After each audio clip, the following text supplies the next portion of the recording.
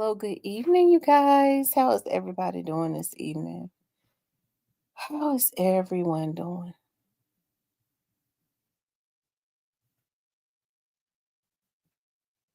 Mm, I'm gonna let y'all start getting the notifications. Y'all, I'm so tired. Hopefully, we can get an hour out of me tomorrow. You guys, we definitely gonna do. We're doing. We're going to do a.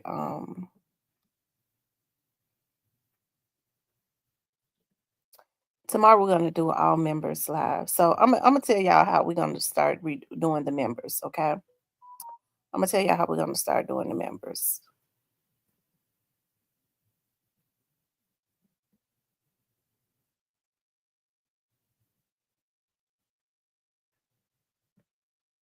I see one person is in here.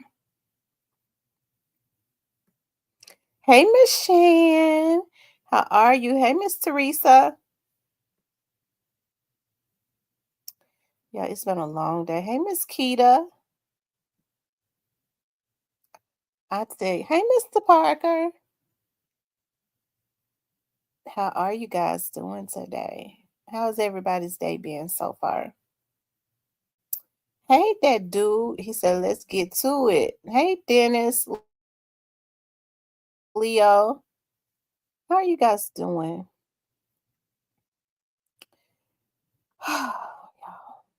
Hey, Gary. How are you? Vito, 410. What area code is that, Vito? What area code is 410? Or is that your birthday? Hey, DJ Sipsaw. Hey, Miss Gina. It's a rain. Where you at, that dude? Because it was looking like it. I think it rained this morning. Probably the reason why I slept so good. Okay, you're in Baltimore. Shout out to Baltimore. Um, it looked like it was getting ready to rain when I was coming home. What's up, Dallas? A rainy night in Dallas. Hopefully, well, I think we got some of that rain already. I was just asleep. But I hope it rains tonight. I think they said it was supposed to rain one of these nights. Shout out to North Carolina. I hear the Carolinas are it's very beautiful. It's storming. Oh wow. I wish it was storming right now so I could be laying in bed. Don't y'all know how I love when it storms? And to hear the rain hit the roof is so therapeutic. Oh my God, when it's thundering real loud and raining, oh, I be running to get in bed. I be trying to hurry up, take my clothes off and run and get into bed because I love it just so I can close my eyes and relax. Hey, Black Money. You all make sure y'all hit that like button for me.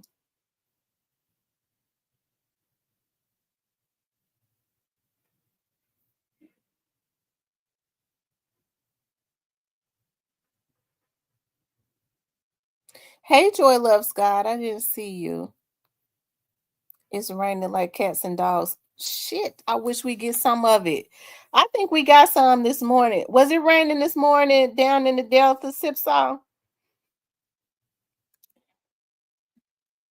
I loves the rain, y'all. I love it when it rains. Oh my God. Hold on, y'all.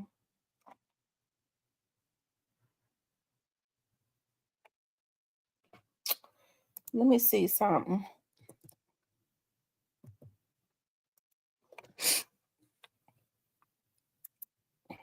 Um,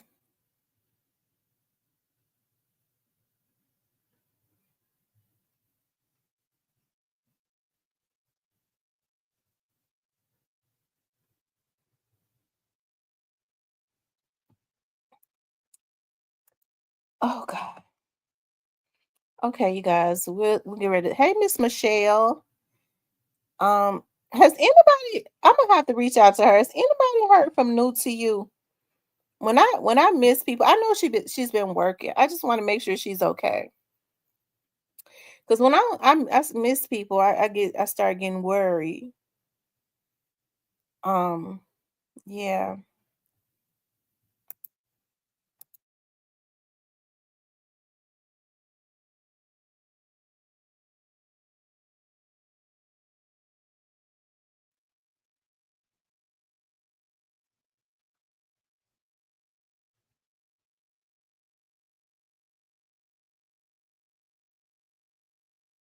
Teresa, what's the 7? What does 7 mean? Keita says I get nervous sometimes because hold on, let me make sure all the security points. Okay, you guys. According to Blackwood News, shout out to Blackwood News, there has been a mass shooting over at the Lemoyne-Owen College. Oh, numbers game. Okay.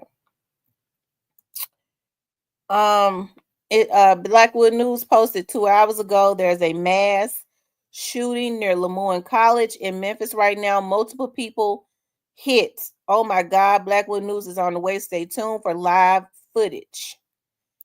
So he made it over.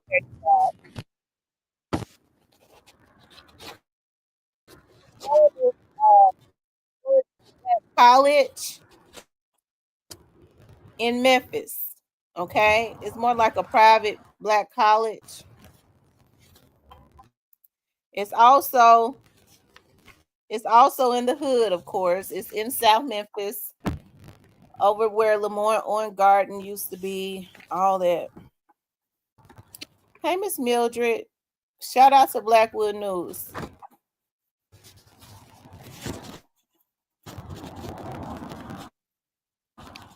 It's in the heart of South Memphis. Okay. And we live. Oh.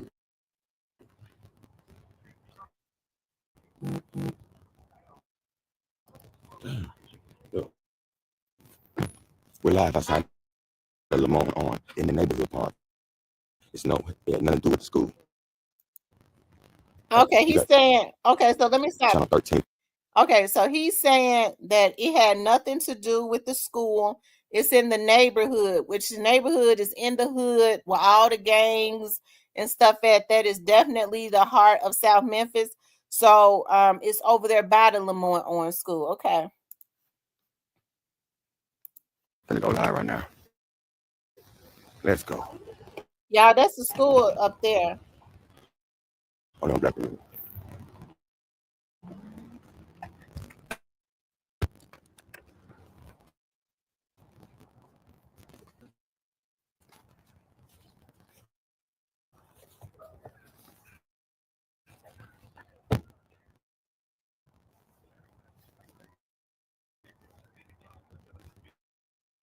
Yeah, Hero Fix TV. Thanks for the cash app. Okay, G Money. I got you. Okay. Michelle says, yeah, please do pray for Memphis. Nene, thank you, Nene, for hitting the like button. I appreciate that. Thank you, G Money, for clarifying that. Hey, Miss Muffin. We are just outside of this, just to give you an idea of where we are. Go back around this way. I'm going to ask you what we're seeing. The police are keeping us back. I'm going to ask you so I can see exactly what you're looking at, what you can see there. So just coming into this area, it's hard for me to get to this point. As you heard Jack say, police right now have a huge area of Lemoyne-Owen College and the street around the block off. Now, just a little bit, this is a residential neighborhood. A lot of people know actually.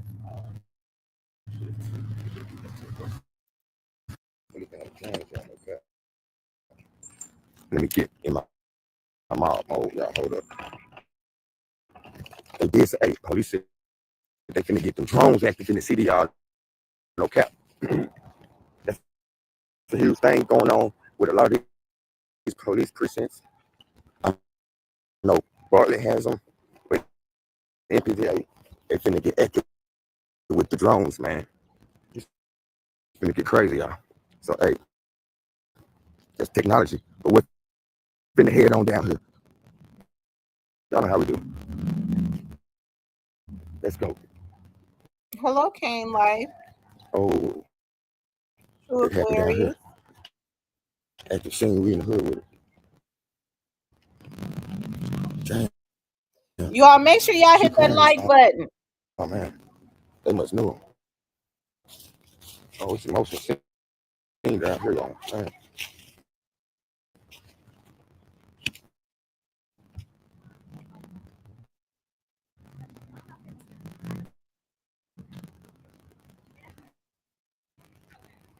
Ooh, that's a folk down here. No, I ain't going down here. Damn. They saying multiple people have been shot. I ain't going down there. Man, that's tough.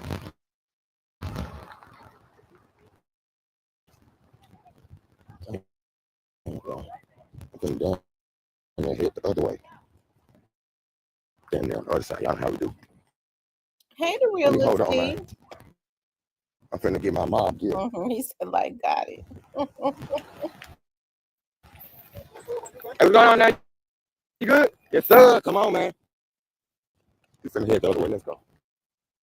How y'all doing? All right. Hey, I am She Get the Johnson. other thing, man. Damn. School damn near just getting out to you. Yep. They saying 2 shot. Huh? You said 2? Hold on. Let me sit y'all that down right quick. Only on Black women. Yeah. Shout out to everybody. Hey, the realist. It's about to be an epic live. Y'all hold up. I feel here the other way. They got me somewhere. Y'all, and let me just say this. Let me say this. That is a highly populated gang territory. That's definitely the heart of South Memphis. Okay, the college has always been over there. It used to be projects over there. They started trying to do some regentrification, but it's still the hood. Okay, it is highly populated with gangs. Okay, I digress. Let me continue on.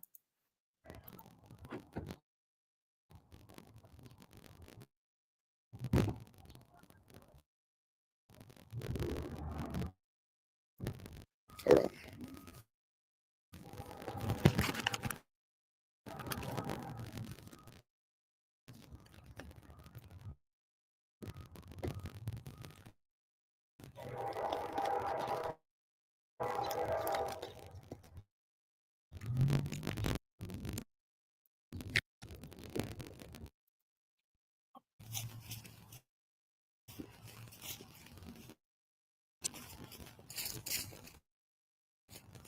So that's the college right there, y'all. Oh, yep. It was right here.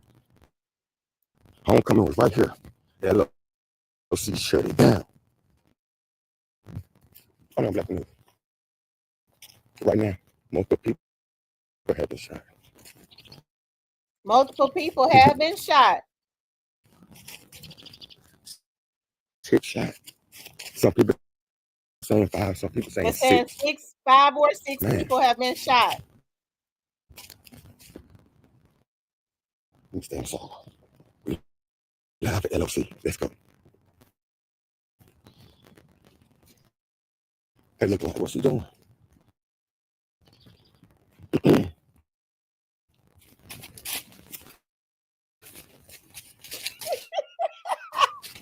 and Oh, Query. I'm going here. I'm going up here. Oh, Lord Jesus. Hold on, Black women.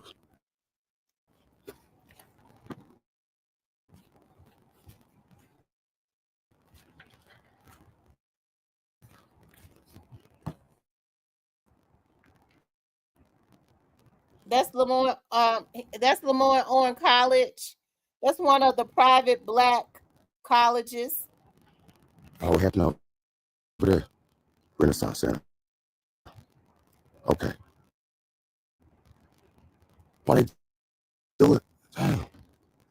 5 people hit, 2 dead, and 3 critical. The Renaissance Center, y'all.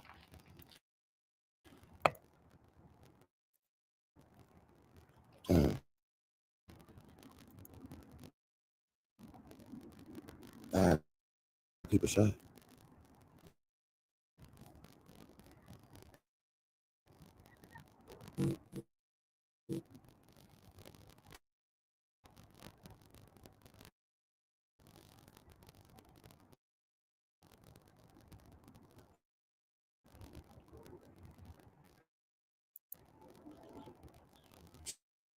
So that's the name of the apartments, right?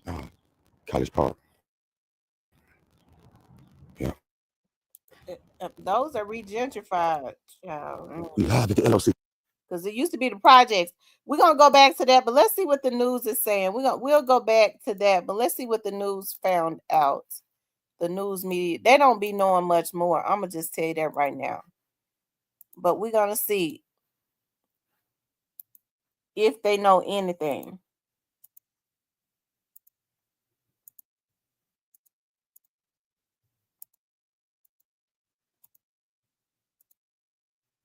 Police presence has gathered near Lemoyne College along College Park Drive. WREG sheriff is there. And Shay, we understand Chief C.J. Davis is among the officers at that Hey, scene. Holiday Tracks. I ain't seen you in Correct. a Yeah. while. Hey, April. We are actually waiting here for a media briefing to start. Really, just any moment. We can see some of the information officers walking towards us at the moment.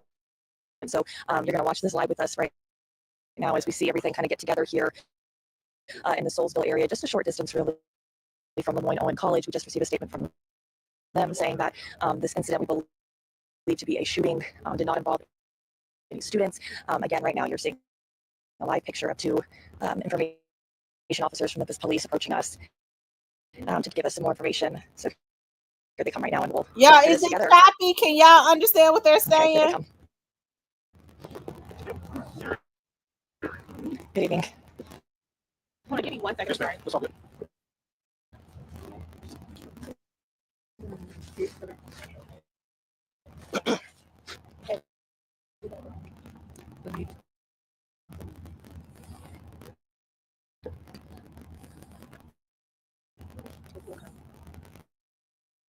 us 1 second. I'm so sorry. And this is Lewis Brownlee, information officer with Memphis Police Department.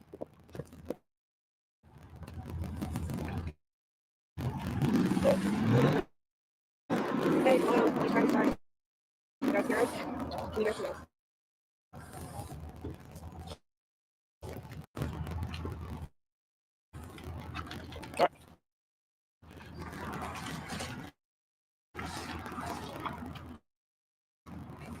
All right, good afternoon, everyone. I'm Lieutenant Lewis Brownlee with the Memphis Police Department Public Information Office. I have preliminary information that I can't share with you at this time. At 3:32, officers responded to a shooting in the 900 block of College Park Drive. Officers located 5 shooting victims on the scene. 1 was pronounced deceased, 4 were transported. 1 female and 3 males. 1 of the males was transported critical, did not survive his injuries. So we have a total of 5 victims. 2 are deceased, 3 are listed as critical. The preliminary information indicates that there was some type of disturbance inside of the residence that led to an exchange of gunfire. We ask anyone with any information, call Crime Stoppers, 901-528-CASH. Also, if you have cameras in the area, you can connect to our system at connecttomemphis.org. Did this spill out into the street at all? I know some folks were telling us there was a lot of action going on outside that Renaissance Center. Everything right now indicates that it was contained inside the residence. Do you have any idea of the ages of the victims? All of them were adults. What about the deceased male, female? Male. Male. Don't have the exact ages at this time, but we will provide an update later on today once we do get the recording in. But thank you guys. Anything people should be looking for? Any kind of suspect information? It was contained inside the residence. So if you have video, you may show somebody walking up to the residence. We ask you to get that through Connect to Memphis. All right, thanks guys. Oh wow. They said whatever happened, it happened in the residence. And it happened in the residence. And one person, when they got to the scene, one person was already unalived. The other person died on the way to the hospital. I think there was a couple females or 1 female, but it was 2 males that died. Okay. Why they didn't ask race? Probably because they feel like anything in that area is, I don't know. Maybe they being stereotypical. What's the word that I don't want to say racial profiling, but I guess they feel like whoever lives in that area, there's it's a certain type or race rather. So I guess that's what I'm doing too. I'm profiling because I would think that being stereotypical. Thank you, Mr. Parker. I'm being stereotypical. Um, because I hope I'm saying that right. Stereotypical. Because I mean, I'm just gonna tell you right now. I feel like everybody that was hit up over there was black. I ain't gonna even tell no lies. Everything in that area black. And if they're white, they over there buying something. Okay, I'm just gonna tell you that right now. I don't know nothing else to say. Y'all know I don't know how to do nothing but be real. I grew up in South Memphis. Anything moving over there is black. If it's anybody white over there, uh, they might have some mixed kids over there, or they over there trying to buy. Okay. Ashley says, Nene, I just read about it this morning at work. That is horrible. I hope he gets to share that young lady was going about her day at work. What happened, y'all? So, you guys, like I said, over around that area, they tried to regentrify that area because it used to be Lemoyne on Gardens and all of those projects for many, many years. Okay. Was over there. They called themselves tore a lot of those apartments and stuff down. They started trying to rebuild and make better apartments and better housing, right? I mean, it's still the same folks. Oh my God. I don't know what to say. I mean, the same people went back. Listen, I can make jokes like that. I grew up in that area, okay? So can't nobody be getting mad at me. That's my area I grew up in, okay? I didn't grow up. I grew up not far from that area. So I mean, it's still heavily gang infested and all of that. So I mean, but I hate that. I really do. I hate that. Young lady unalived by ex. He kidnapped her at work at Nissan and oh yeah, she tried to jump out the car. Talking about shooting on Soulsville and all, they got shot on Macklemore. Well, we already know what the deal is on Macklemore here. I don't like driving down Macklemore. I don't drive down Macklemore. I'm just gonna tell you that right now. If I end up on Macklemore, I got lost on the streets. Um, hey Harold, how are you? So, maybe some, but CSMC, maybe some. Who knows? Maybe the people, somebody was white, but I doubt it.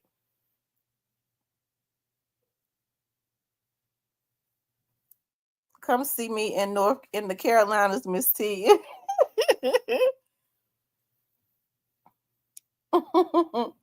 Y'all run the likes up. It's 200 people in here. We're talking about there is a mass shooting that happened around Lemoyne Owen School, right? That is a historical black college. That is a historical black college. Okay. And but it had nothing to do with the school. That's more than likely why CJ Davis was out there, because what they want to do is they want to ensure that people know that it was not the college. They don't want for African American students who wanted to go to a historical black college to know or to think that listen, listen, Lemoyne Owen is a really good college. The people, the two, Mr. and Mrs. Green, I grew up next door to them. Of course, we moved over there to Twinkletown when I was growing up. When we left South Memphis, but they worked at that college. One of them was a dean, the other one was a music teacher, okay? And they worked at that college for many, many, many years up until they died, okay? Um Rest their souls. I love Mr. and Mrs. Green because with them being teachers, even when I started having my kids, when I didn't understand a math problem or something like that, I sent them next door to the Greens, okay? And they would help them with their homework. Um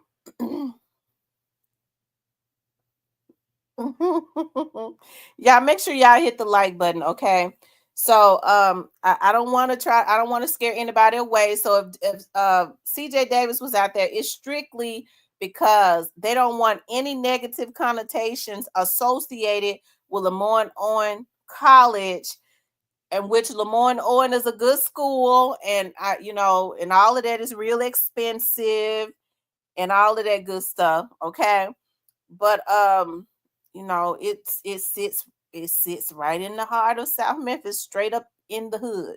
Okay, it sits straight up in the hood. But we have not heard about anybody getting hurt over there at Lemoyne Owen. You hear about more things happening to the students that's supposedly in the better area at the University of Memphis. Okay, you don't hear about nothing happening at Lemoyne Owen, probably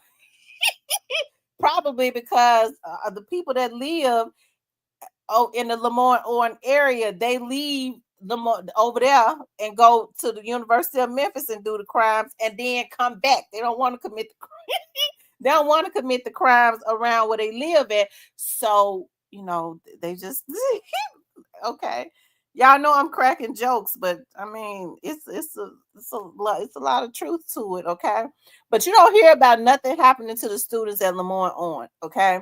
First of all, ain't nobody gonna come from out of their areas to come over to that area and try and do nothing to nobody. I'm gonna tell you something. With all due respect, if you grew up in South Memphis, if you grew up in the hood, ain't nobody in the hood gonna mess with you. If they familiar with your face, I grew up in South Memphis, okay? If they familiar with you, you grew up in the hood. Whenever I'm in South Memphis, I do not feel scared or anything, right? They ain't gonna bother you if they know your face. Hey Savage. Um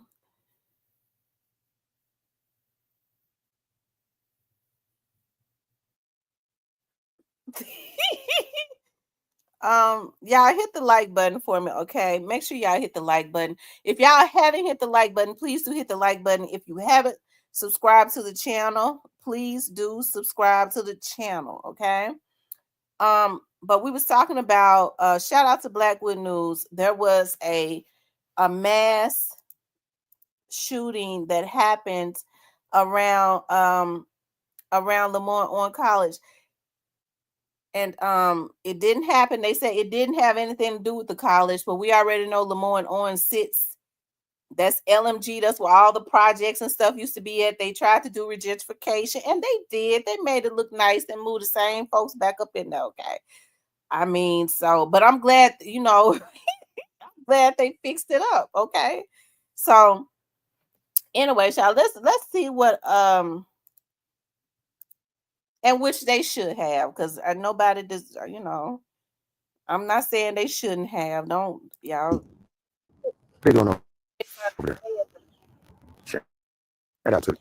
And which I can't understand how nobody gonna be getting mad at me or talking, because look, I got a little ghetto in me. I grew up in a damn hood. I don't know how anybody could ever get mad at anything that I say when I sit up and say I grew up in damn South Memphis. Hell, I was walking around South Memphis before a lot of these little pissed asses was even born.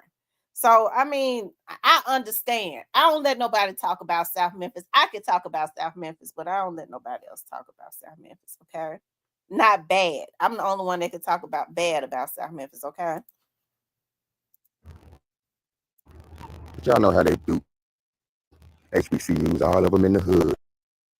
So the hood's always right there right on the outside, man. Damn near every HBCU, man. The hood right there. Let's go.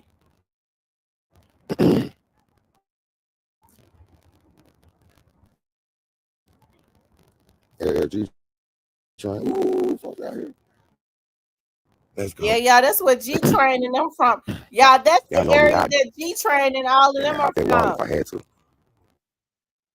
If I had to, I'd have that brick wall. Come on, man. Look, everybody else back there. So they got it looking good around that area. Come on, man. Okay, they fixed it up. Let's go. Uh-oh. It was shooting out inside the house. Damn. It's an elderly house right here, y'all. Yeah, that's This it. right here. Oh, man. It's the elderly Those are home elderly. over there. Hey, Ruchi. They witnessed it all, man. It look like a elderly home right there. Uh-oh. Detectives.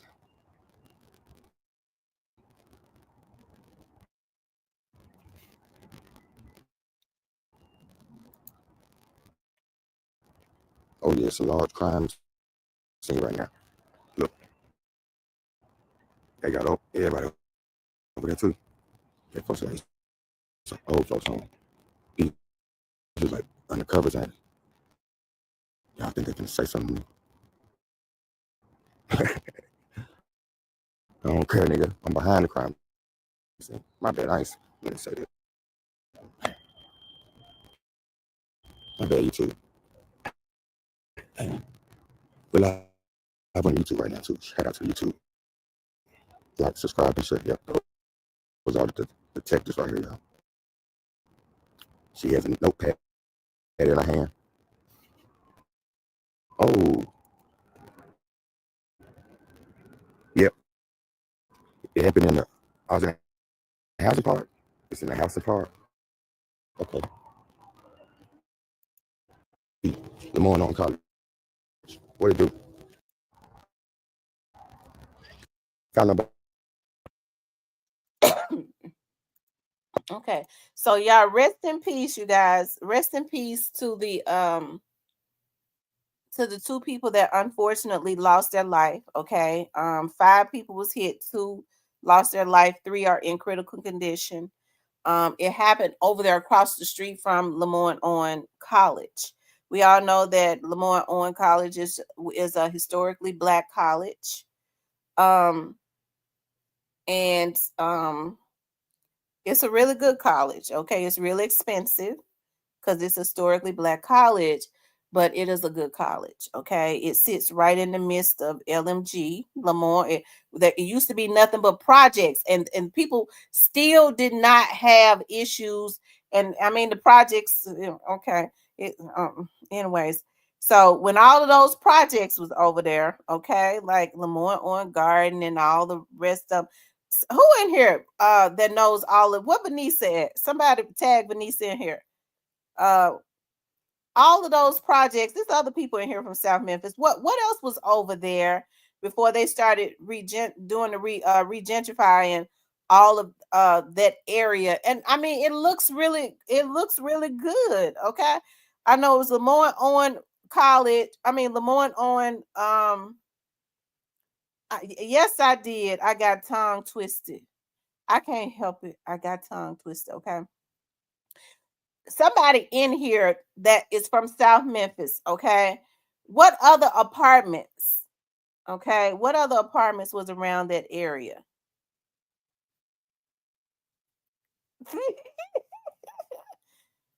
What other apartments was from around that area?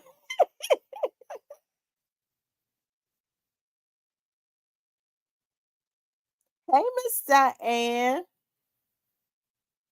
Or not from around the area. What other apartments used to be over there before they tore them down and started, making them look better? Okay, it's other what we see now is the the newer versions, and they should have torn those apartments and stuff down because it was just it looked horrible. I know there's a lot of history and stuff over there, but even still, you didn't hear a lot about people doing anything to the students over there at Lemoyne College. They weren't robbing them or anything like that. We never heard anything like that. Okay. They tore down the projects and let the same people move back in them. Okay. But of course, like I said, Lemoyne Owen sits in the heart of South Memphis, in the deep, soulful heart. When I'm talking about the deep heart, okay, that's where all the shit go down at, and it's still heavily gang infested. Okay, we got a lot of newer gangs because when you're talking about, LMG and all of them, they old now. Okay, they old. They great grandfathers and all of that. A lot of them in jail, or some of them are not with us anymore. Some of them just tired. Okay, they know that they look like a bunch of damn fools in their damn 50s, trying to throw up gang signs with arthritis in their fingers and stuff. Okay, some of them got gout, diabetes, glaucoma, all of that. So a lot of them have moved on. So you have newer gangs. Okay.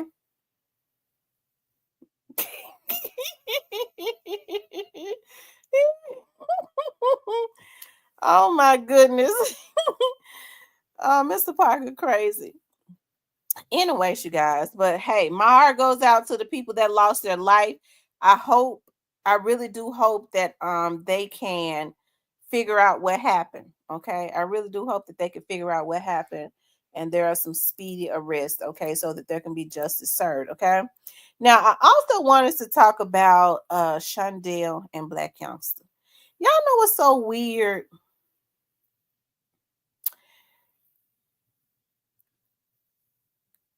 Shundale was, he had court today, but it's not showing on the public Odyssey, but he had court today. Um, he had court today. Okay. I got to thinking about Shundale and Blac Youngsta, right? Shundale and Blac Youngsta. I wonder if their relationship has been affected. And I'm just talking, y'all just have to follow me when I get to talking, okay? And we all doing some critical thinking as it relates to this. I get to wondering about Shundale and Blac Youngsta. I wonder if their relationship has been affected, being, that they grew up in the same neighborhood, right? They are around the same age. They grew up in the same neighborhood. Okay. So, when you grow up in South Memphis and you live in the same neighborhood, you are bound to know each other. When Blac Youngsta and Shundale Barnett grew up, a couple, what? So, exposing the truth, it happened across the street from the Lemoyne Owen College. It happened across the street from the Lemoyne Owen College. 5 was hit, 2 died, 3 are in critical condition. But the news clarified that it didn't have anything to do with the college, although it happened directly across the street from the college. Now, what's directly across the street from that college is a senior's home. And I'm gonna tell y'all that now. It is a senior citizens home, and I'm gonna tell you how I know. I had a case up in there, like over a year ago. I had to go up in there because I had to investigate a case up, and I had to go talk to somebody in there. So it is a senior's home.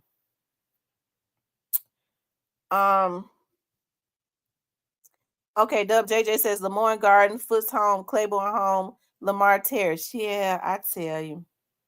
And people used to be so scared to go into those areas. I used to go. Vanessa, her family lived in Lemoyne Garden, Foots Homes, and I think her grandma lived in Lamar Terrace. So I used to be over there all the time. We used to have fun. Okay. When I was at her house.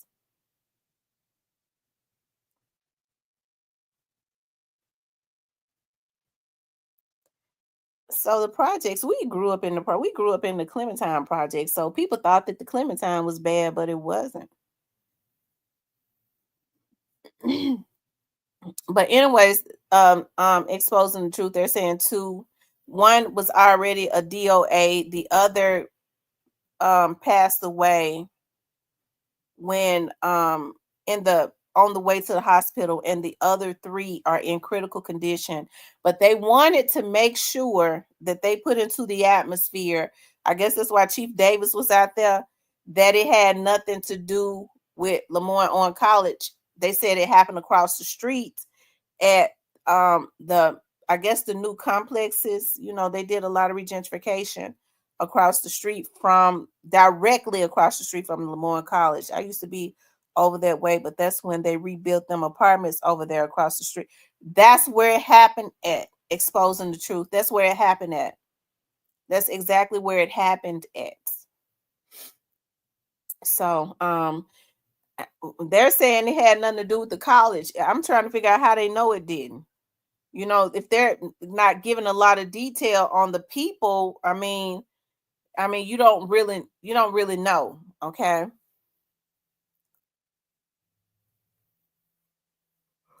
They asking if people got cameras, but they got cameras everywhere around there. I wouldn't be surprised if they already ain't onto something. They're not gonna say it though. Nene, it's been so much that has happened. Y'all run the likes up, okay? Make sure you guys run the likes up. Make sure you guys like, share, and subscribe, okay? Like, share, and subscribe. Don't forget the magic words, but crime is right. And they want to say that crime is down. They've always had a way of hiding, okay? They've always had a way of hiding the crime, right? So if they go, the homicides is down, the way that they hide it is they're not going to, if you're charged with manslaughter, that's not going to be considered, let's see, first degree unalive, and the murders are down. Okay, the murders are down, first degree murder, all of that, second degree murder. Manslaughter would not even be counted as a first degree murder. It's weird, but they have a way of hiding numbers and kind of making it like putting it in other categories. That's kind of how they do it. A lot of cities are guilty of that. They wrong for that though. Because see, crime ain't down, it's up. I'm telling you. I think they want to run everybody out of Memphis.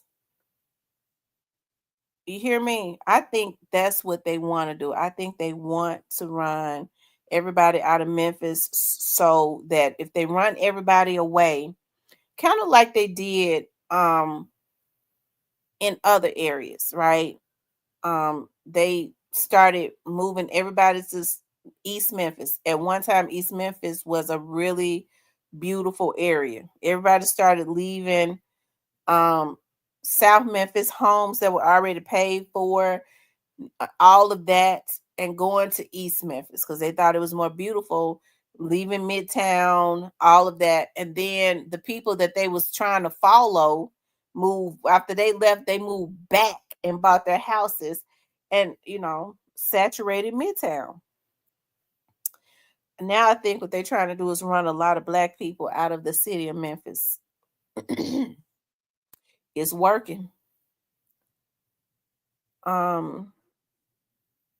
Memphis gonna be a ghost town. You all let me see how many likes we got, y'all. I hope we got over 100 likes.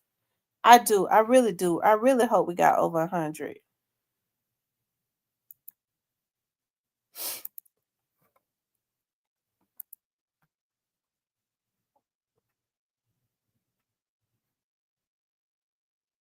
We do. Y'all rock. Y'all keep running those the like button up. Y'all rock for real. He said the Blac Youngsta get shot or what? He hadn't got shot recently that I know of.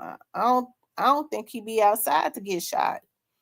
Now, what I was saying earlier was I wonder how Blac Youngsters and Shundale Barnett's relationship is. I told y'all the other day that I think Shundale Barnett would know more about Blac Youngsta, right? He grew up in the same neighborhood as Blac Youngsta. They're the same age. They grew up 2 minutes away from each other, okay? Just right down the street from each other. So I would think that they've been knowing each other their whole life.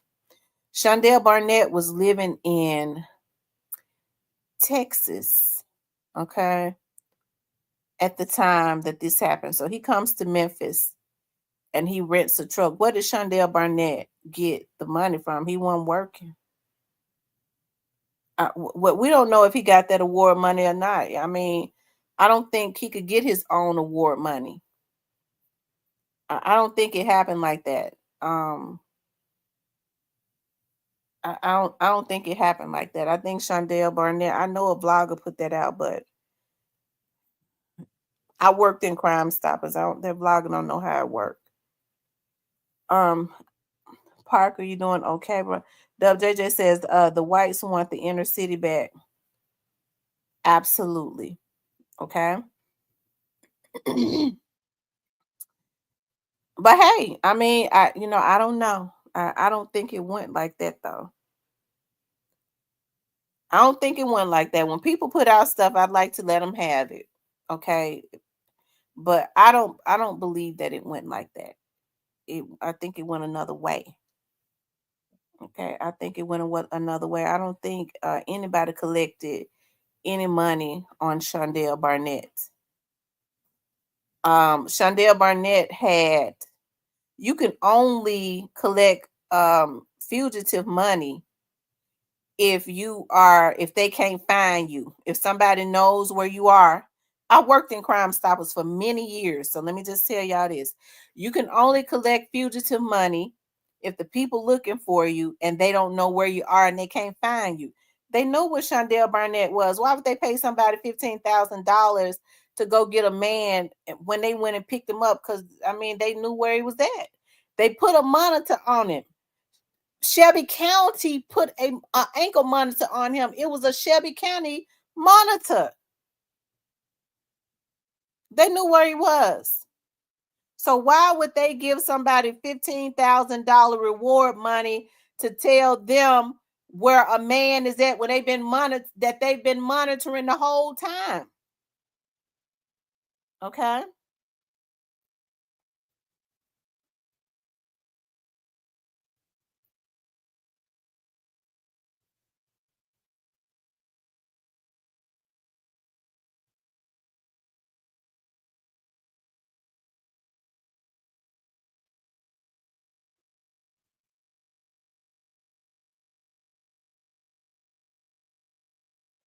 And Magna, I'm not fussing at you. I saw somebody else put that out.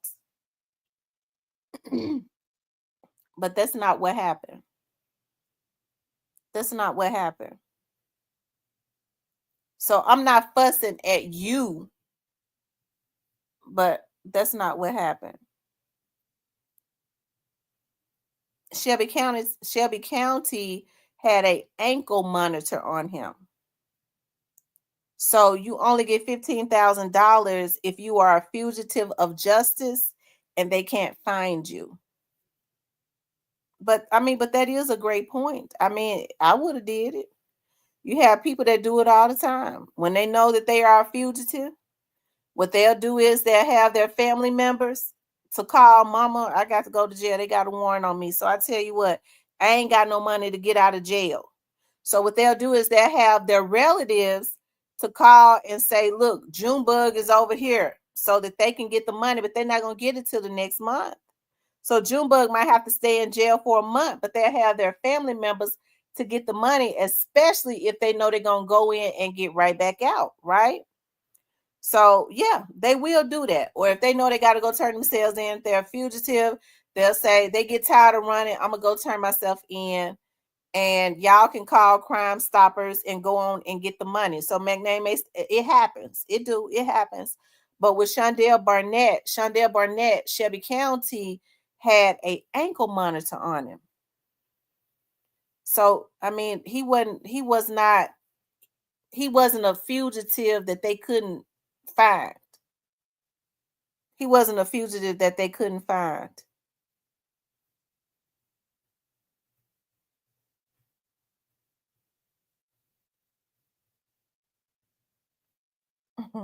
I need that 15,000 too, Gina. If I knew I had to go, I'd tell my folks to do it. Look, I got to go turn myself in. But I tell you what, Mama, you go ahead and call Crime Stoppers, get that $2,000. You tell them where I'm at, and I'll be sitting there waiting on them when they get there. Okay. They pull up, such and such, you're a fugitive from, are you such? Yeah. You know, all the time, mama, make sure you call Crime Stoppers and let them know I was Gats. So, but you can't tell them that it's a relative though, because they're not gonna give it to you.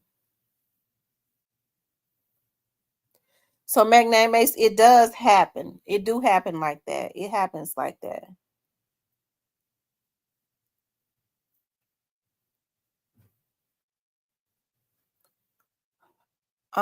Jen says he had the monitor on while with straight drop when he was on the run or after. He got the monitor after.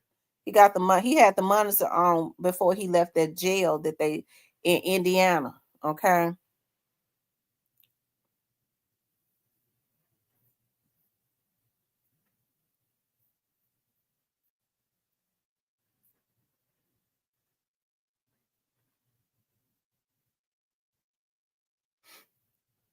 You have to understand when straight drop in Shundale, I've said this many a times, when straight drop in Shundale was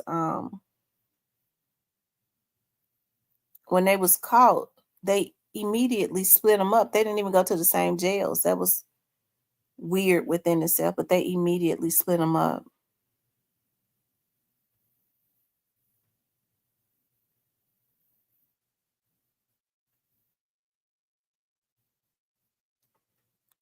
Oh, he collected on straight drop. Oh, well, you might be right now, Magnate Mace. I thought you were saying that he collected the money, had his family to collect the money for himself. Oh, for sure. Yeah, Shundale was the yes. Magnate Mace, right. I agree with you 100%. Okay, I'm glad we got some clarification on that.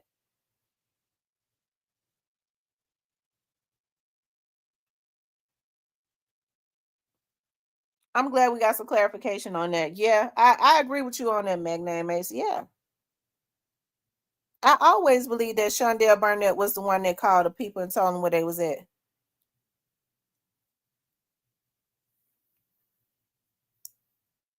That's absolutely. I didn't know it was a $15,000 bounty. Magnate Mace, I thought that you were saying that Shundale Barnett had somebody to call and turn him in and collected the money that was out there for him, because I knew there was no money out there for him. Okay, I'm sorry.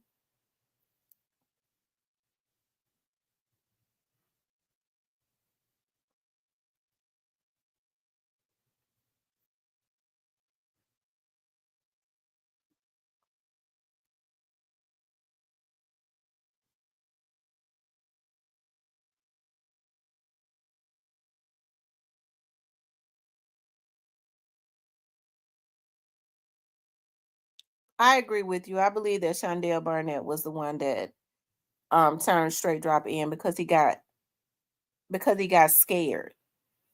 He knew that they was after him. I think he was the one that did it. I do. I believe that he was the one that because according to my cousin, they got a tip. Yeah. I believe that he was the one that did it. Yep. I'm sorry, Magnate Mace. I had heard another vlogger, talking about something else, and it didn't make sense to me, and I kind of thought that that's what you meant.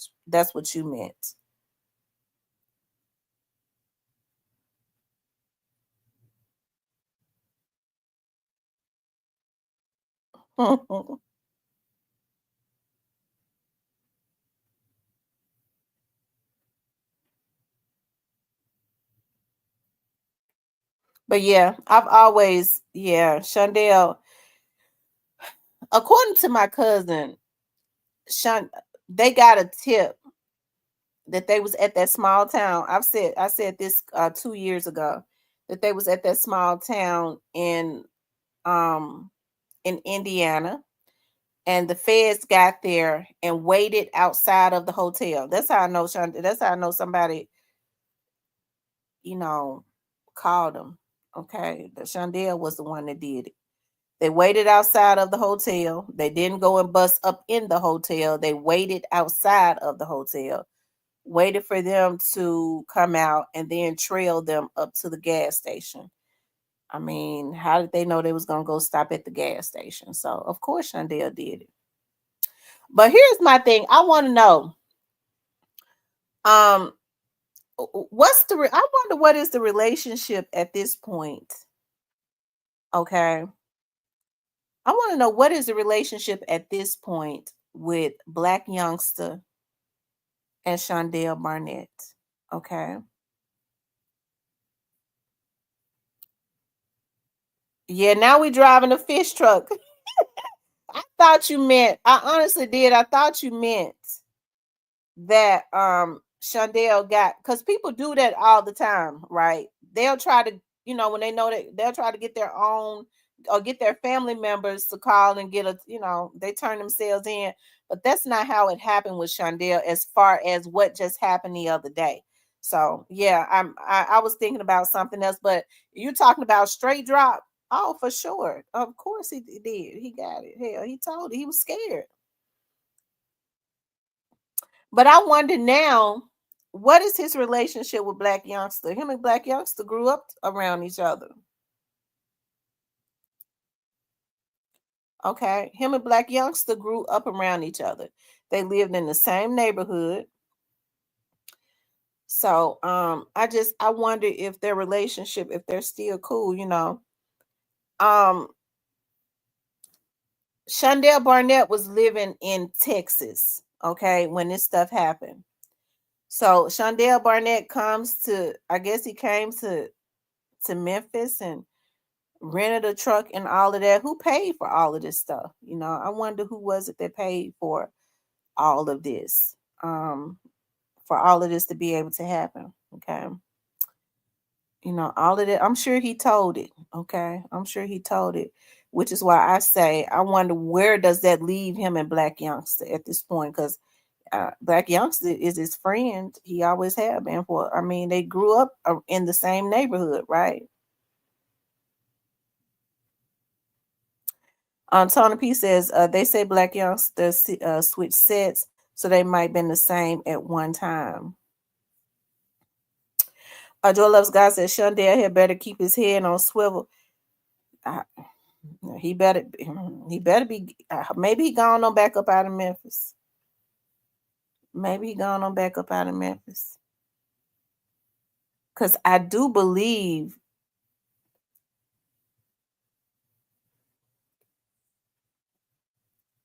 that he be living in Memphis sometimes. I think he be living in Memphis sometimes, okay?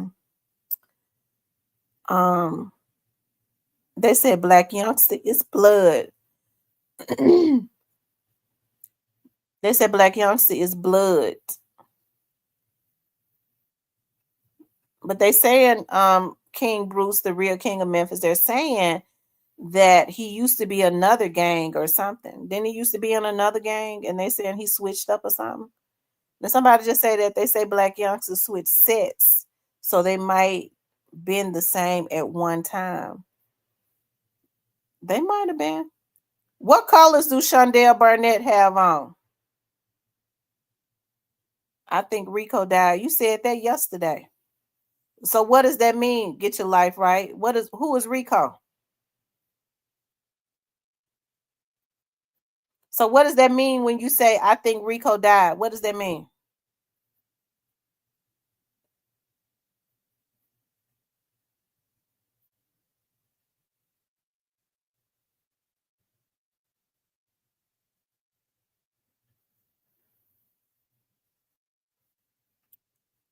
He used to be Ghost Mob, but that's another topic.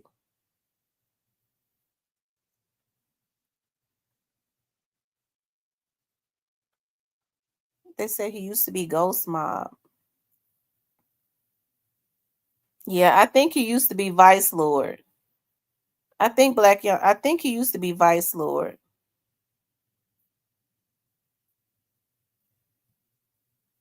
Are you talking about a federal RICO? Are you saying a federal RICO? You think it died when Juke died? So you saying you think there won't be a RICO? Megan says Ghost Mob is V. He said Ghost Mob is VL. Okay. He said Ghost Mob is VL.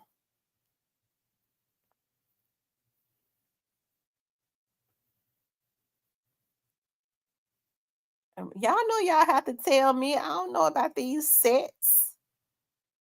Child, the only thing I know, because it's a lot of new gangs now. Only gangs I'm familiar with is GD and Vice Lord and Blood and Crip. You know, those were just the 4 gangs that was around that was, kind of their names and stuff was out there. You was either one or the other, but I think they got other names and stuff now. Miss T, how can Cornbread Cornelius not know who Dolph is? Don't he live in the area close to where Dolph was raised? He's a kingman. He knew who he was. Cornbread knew exactly who he was. You must be Vice Lord in my Grove Hero voice.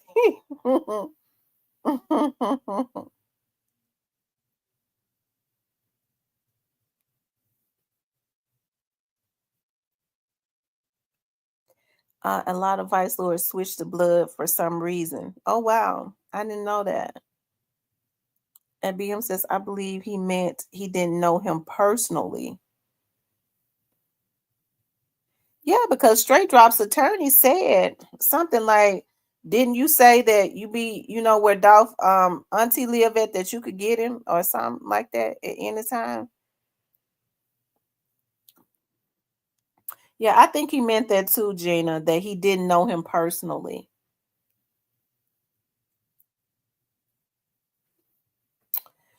I know why he switched, but that's another topic. Magnames, tell us why he switched.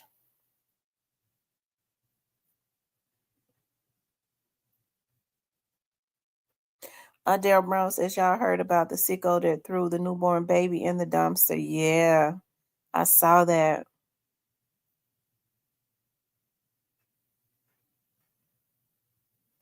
You all make sure y'all hit the like button for me, okay? Y'all been running the likes up, but continuously run them up. We're talking about the mass shooting that happened in Memphis, right across the street from the Lemoyne Owen Garden. The Lemoyne Owen College, around the Lemoyne Owen Garden area. Y'all know there's been a lot of regentrification in that area, so a lot of the projects was torn down, and they made them more up to date. They're not projects anymore. They something else. Okay, they got senior homes over there. Um, you know.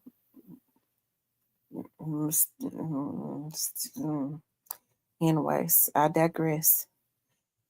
But it's still, y'all know that's the heart of South Memphis. It's still, y'all know, okay. And we was talking about Shundale, Barnett, and Blac Youngsta. Okay, some people saying that they feel like Shundale Barnett was the one that got that money on straight drop.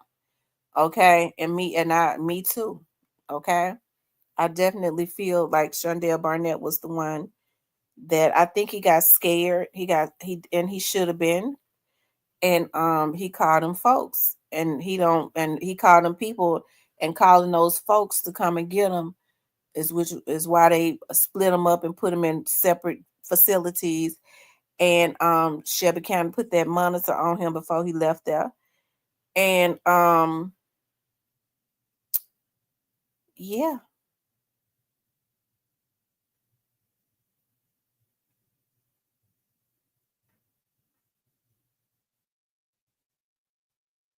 Exposing the truth, it wasn't meant to be. But what he did was he saved his cousin and probably himself. Shit. Because I do believe whenever they got to where they was going in Indiana, they was going to be unalived.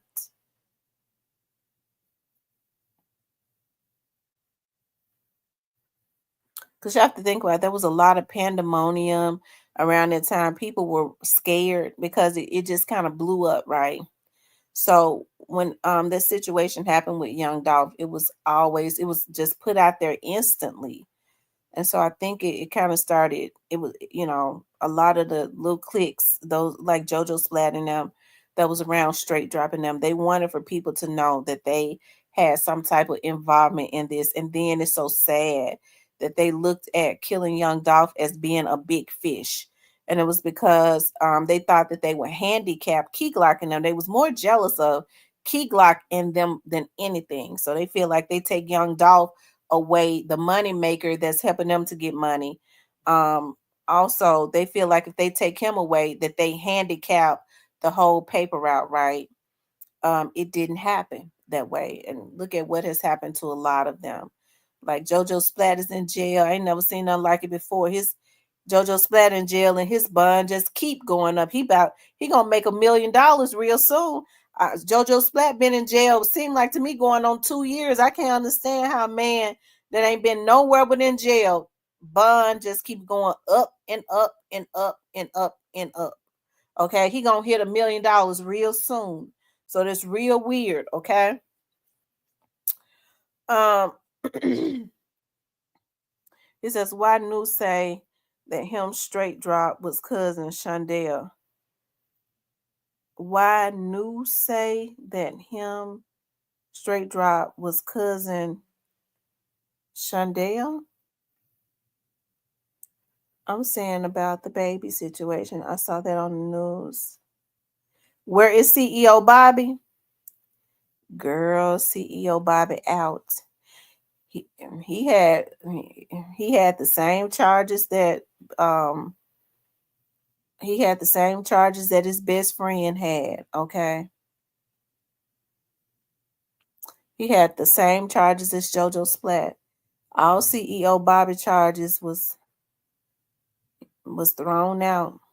So I tell you, that's weird within itself. I'm trying to understand why all his charges was thrown out. Him and Straight Drop was doing, I mean, not him and Straight Drop, him and JoJo Splat was doing the same thing, and I think Bobby was the leader.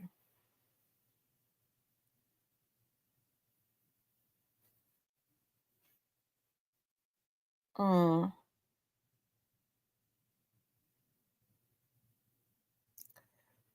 Um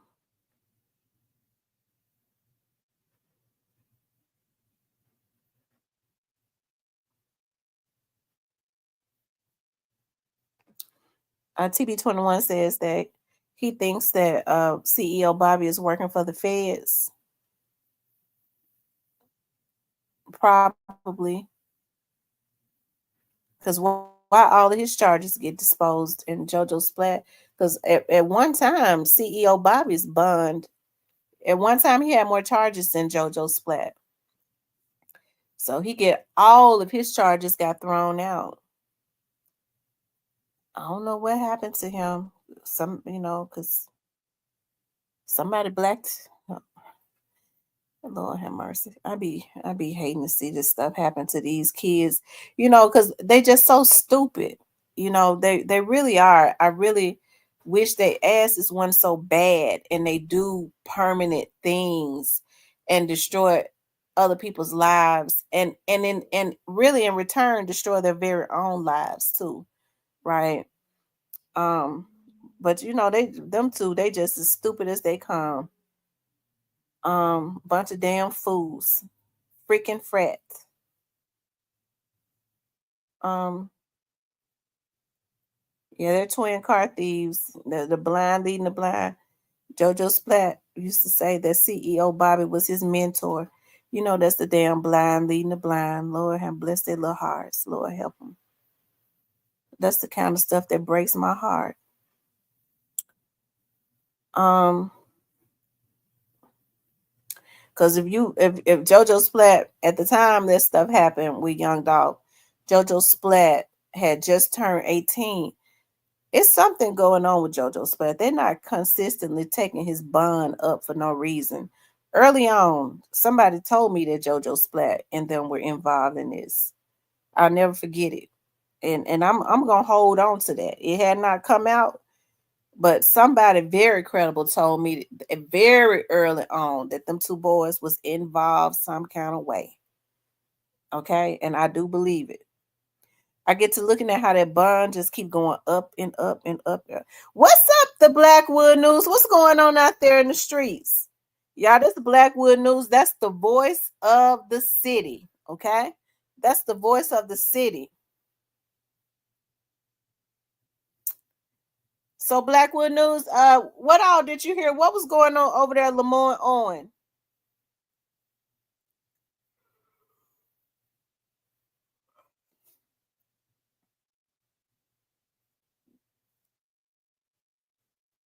Duke man said I was driving Miss T, and I was saying the new said Shundale, the cousin of Straight Drop, was arrested.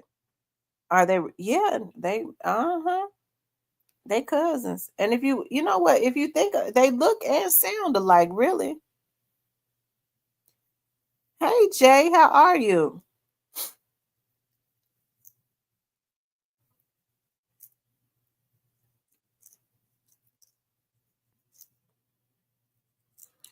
And not just them two, that other one. Shit. That one that they hid out, that they sent to live in Atlanta for a little while because they got him away from here after that stuff happened to Dolph. It's gonna be interesting to see when all of this stuff come out, what part they actually played. Because why would they hide him? Why would they hide him? And the word was it was Blac Youngsta that sent him and hid him. So this it's I guess it's just a whole lot of stuff. Cause see, I don't have to make up nothing. I don't have to make up none of this stuff. These folks, this stuff was already floating in the air when these police, these investigators and stuff got this shit. So I don't go, digging and trying to find out this, and that. It comes to me. Okay. So when I tell you the folks knew what was going on early on, I wouldn't know half of this shit if they didn't know. That's the type. That's what was out early on. Okay, the folks was telling the police this stuff.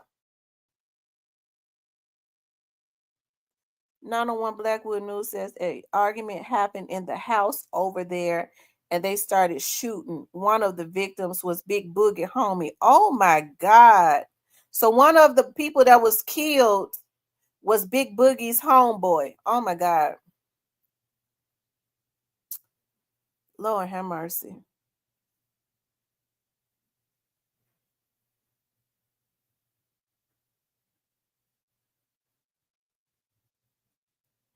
I really hate that people are so they feel like they need to. I wonder if these folks knew each other. Like, well, I'm sure they knew each other, but I mean, it's just weird. You get to arguing. Why does an argument have to go to shooting? It just don't make sense to me.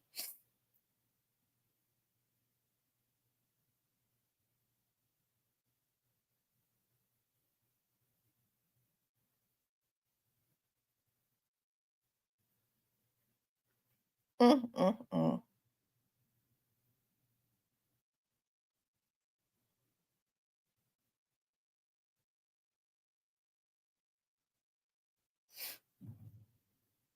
Rest in peace to the people that lost their life, and I do pray for a speedy recovery for the other victims that are in critical. Yep, he knew one of the guys. He's sharing it on Facebook. He's devastated. Oh wow. I hate that. Let me see. Let me go to Big Boogie's face. I like Big Boogie. I really do. I think Big Boogie has a really good energy. He doesn't have a dark energy. You know what I mean? Big Boogie seems like he just want to make his music and make money. His music is not dark.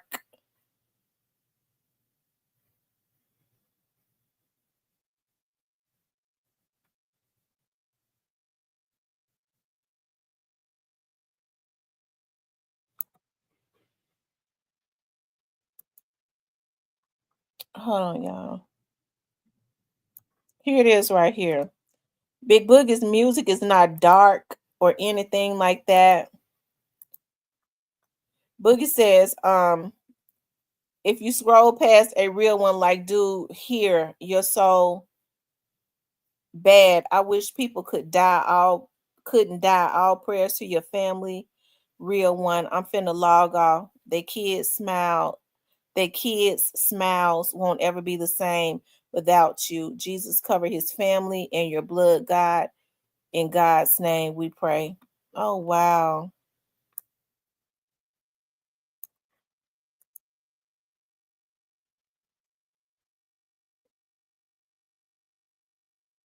And look, the kids look just like him. Identical. All of them. Oh, wow. And he got them all dressed alike.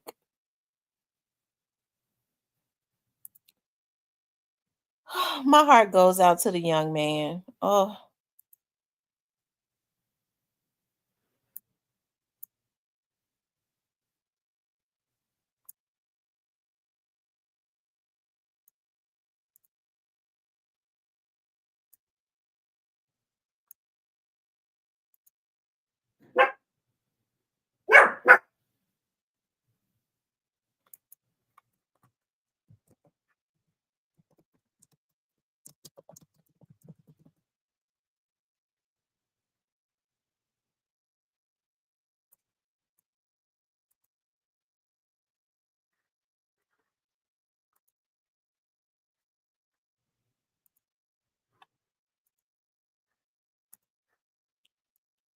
yeah, this is he right here. Look at his kids. And he just posted 21 hours ago celebrating his dad. Oh, look at his face. Look at his face. Ali, yeah. Hey, Sean, what you tell him? I stand for what? We really having shit our way, man. No, yeah.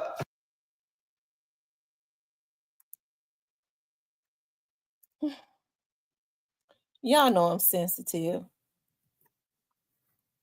I be hating this stuff so bad.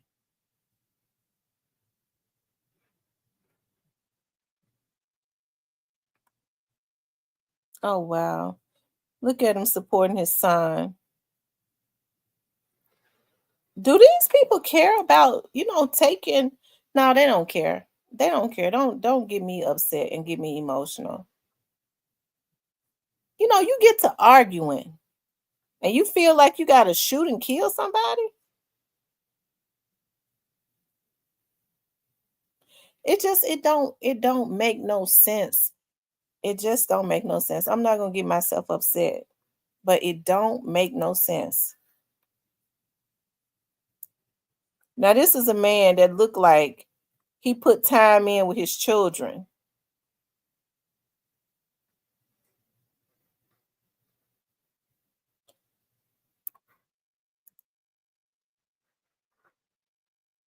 Look like those girls are twins.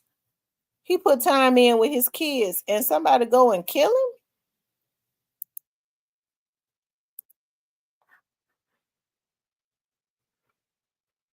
I don't know.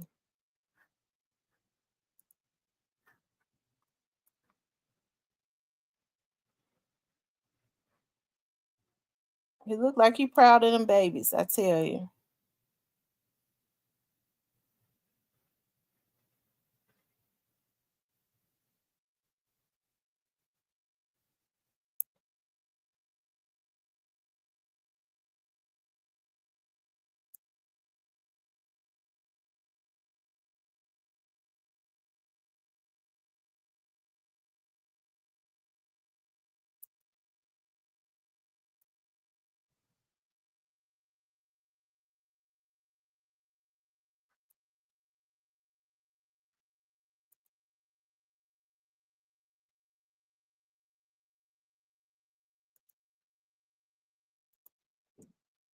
All up and down his page, you see where he's sharing pictures of his children, and he was just celebrating his father's birthday last night. Isn't that something? Isn't that something? That's so sad. I hate that so bad. Y'all, something has to give. Yeah, he got some beautiful children. Those girls look like they're twins. This man participated in extracurricular activities with his children, his sons. Looked like he took pride in his kids. Very active.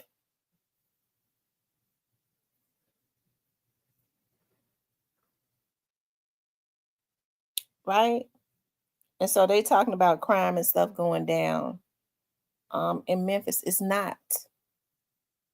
But I'm gonna tell you what's a damn shame. It's a darn shame that we still have the mindset that that it's better to die than to snitch. And so this is why this is a repetitive cycle in our community, because we're showing more loyalty to the bad people. Cause I'm gonna get him back. Oh, you ain't got, Lord forgive me for cussing like this, but bitch, you ain't got nothing to go and pop nobody. You shaky. So why don't you just go ahead and let the police do their job? And then why would you want to go and talking about I'm getting revenge? And then you putting yourself in a position to get taken away from your damn kids.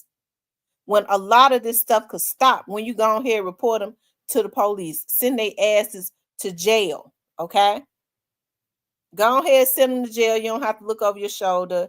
You ain't got to worry about the police coming to get you. You're talking about you getting you're retaliating, because when you retaliate, you ain't doing nothing but putting your life in.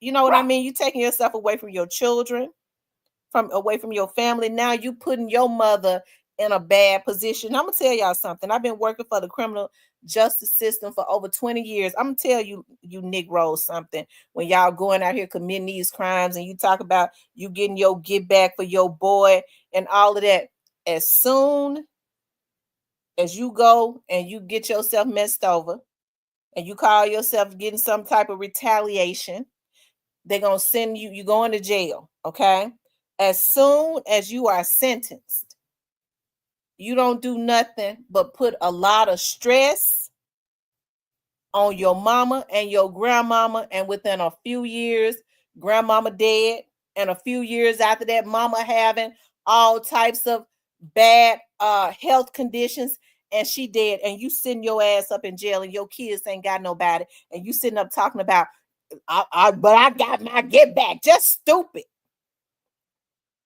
These black men better open their damn eyes. These black boys better open their fucking eyes. Because, see, I'm not phony. I'm not going to sit on here and say, well, you know, I'm going to get your get back. That's just a bunch of bullshit. It ain't no real, it ain't nothing real about talking about you going to get your get back. So that's like saying I care more about get back than I do my own kids, because them folks gonna get you. So now your partner gone and you gonna be in jail. His kids left without somebody. You done took your stupid ass and put yourself in a position where your kids left without somebody, and everybody's family is heartbroken. Okay? Everybody.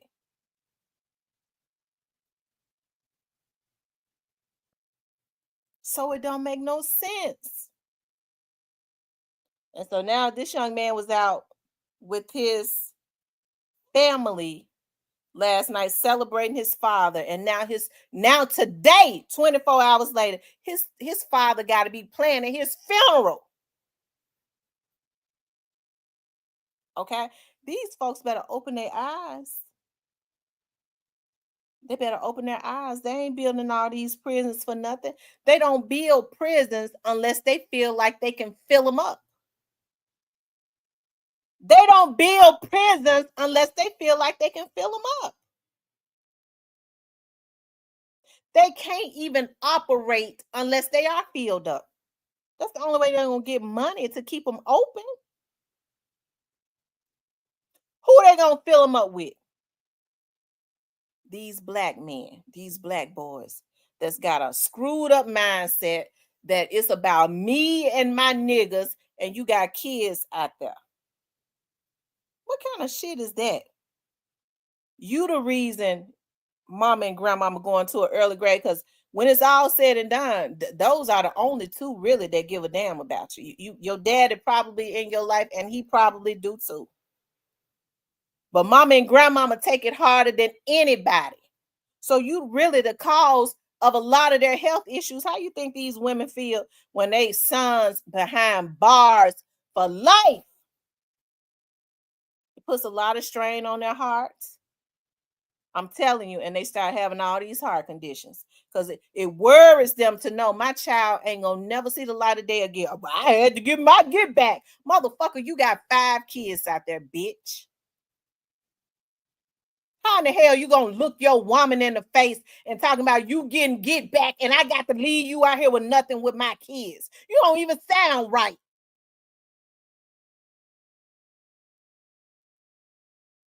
So your woman is left with nothing, your kids left with nothing. And you done sent your mama and grandmama to an early grave. You a loser. You a damn loser. I'm giving it to you raw because ain't nobody else gonna be real with you. They want you to go out there and handle they lightweight for them. Yeah, brother, how we supposed to do it? While he going home to his woman or his main and his kids every night. Yeah, bro, you a beast. Yeah, bro, we handle it like that. He ain't doing it. Okay? Y'all better get y'all minds right. Y'all better get y'all minds right. So when you get back, the police didn't get you back. You think you got away with it. You ain't got away with nothing. You're going to end up dead in a few years because you're going to always be looking over your shoulders. Because once his people find out, they subject to get they get back in a few years. Okay? So it don't make no sense. So when do people so at what point do people start having a change of mind? Since when did the streets become more important than your children? You rather go to jail. Okay, we all a family. We get money together. You a damn fool. Because if you get money at the risk of having to leave your children, okay, and ultimately killing your mama and your aunties and your grandmama, them the only ones that love you, really. Listen, you ain't got nobody but your kids and your mama and them, your parents. You ain't got nobody but them. Because after you've been in jail a couple years, your homeboys that was calling you a beast and a monster, he the top hitter, he this, they gonna forget about you once they know you ain't gonna tell on them. Once your trial and shit over, they know you ain't put their name in it. They're gonna send you some money for a little while and then they fade away. And you ain't left with nobody but the core people that really cared about you, and you betrayed them. It's a betrayal to your damn kids and your mama them each and every time you go and put your stupid ass in a bad position that you ain't got to be in, and you got to be behind bars, or you go out there and you get yourself killed when you didn't have to. That's a betrayal to the ones that really love you.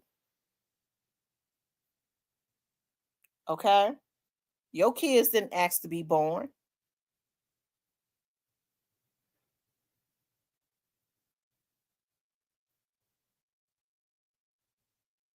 So to me, it don't make no sense.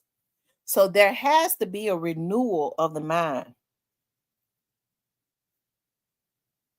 That's right, exposing the truth. Nothing, and I do mean nothing, should be more important than your children and your parents and your grandparents. Because they the ones scraping up and sending you money and sending you cash. And your baby mama might do it for a while, but after a while, she gonna open her eyes and she gonna have some anger. I would. Because I get to thinking about, wait a minute, I held him down. I had his babies. I took care of his babies. and he walked his motherfucking ass up out of here and said that he had to go and be loyal to a clique of dudes and went and got himself in trouble, and now he behind bars and left me out here with nothing, struggling with his children. I ain't sending that bitch another dime, and I'm out here struggling. He left me out here with nothing, me and his kids. Elfed him. They have an epiphany, and they have the nerve to get mad at these girls. I'd be mad at you too, but I would have had an epiphany the day you did it. It wouldn't have taken me no 3-4 years. Okay? Because that's a betrayal to your woman and your kids, your wife and your kids when you go out and do stuff like that. When you bring danger back to your door because you're too stupid to stay out of trouble.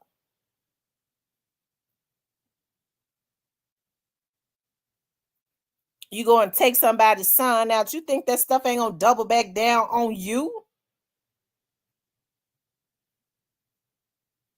And the same thing with the women. Because some of these women, some of these girls have flipped out. They just as stupid as the day is long.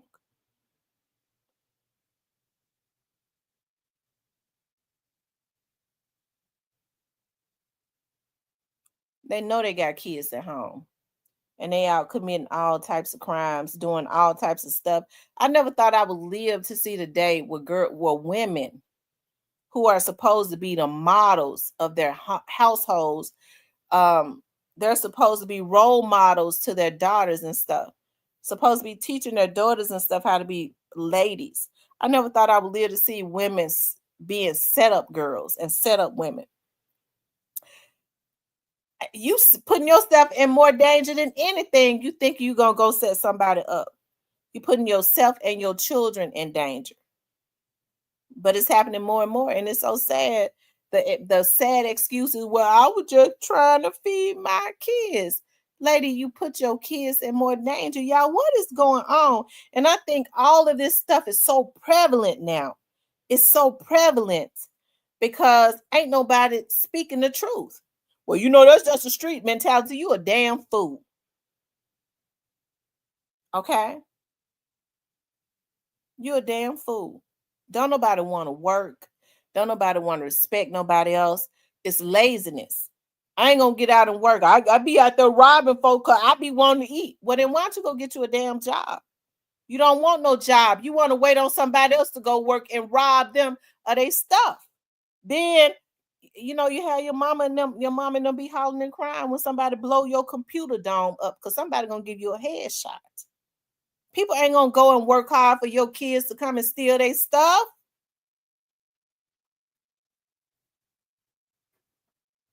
So that's why I say it has to be a renewal of the mind. I've been, you know, sometimes I get tired because somebody was saying, you know, you have a lot of passion. Me and Mr. Parker was talking. It's like you got a real deep passion for your city. Okay. It's going to break your heart if you figure out that you can't change everything. When you grow up in a city, you have a love for the city and the people. I say this all the time. Whenever I go anywhere, I could tell when somebody is from Memphis because we all have the same dialect.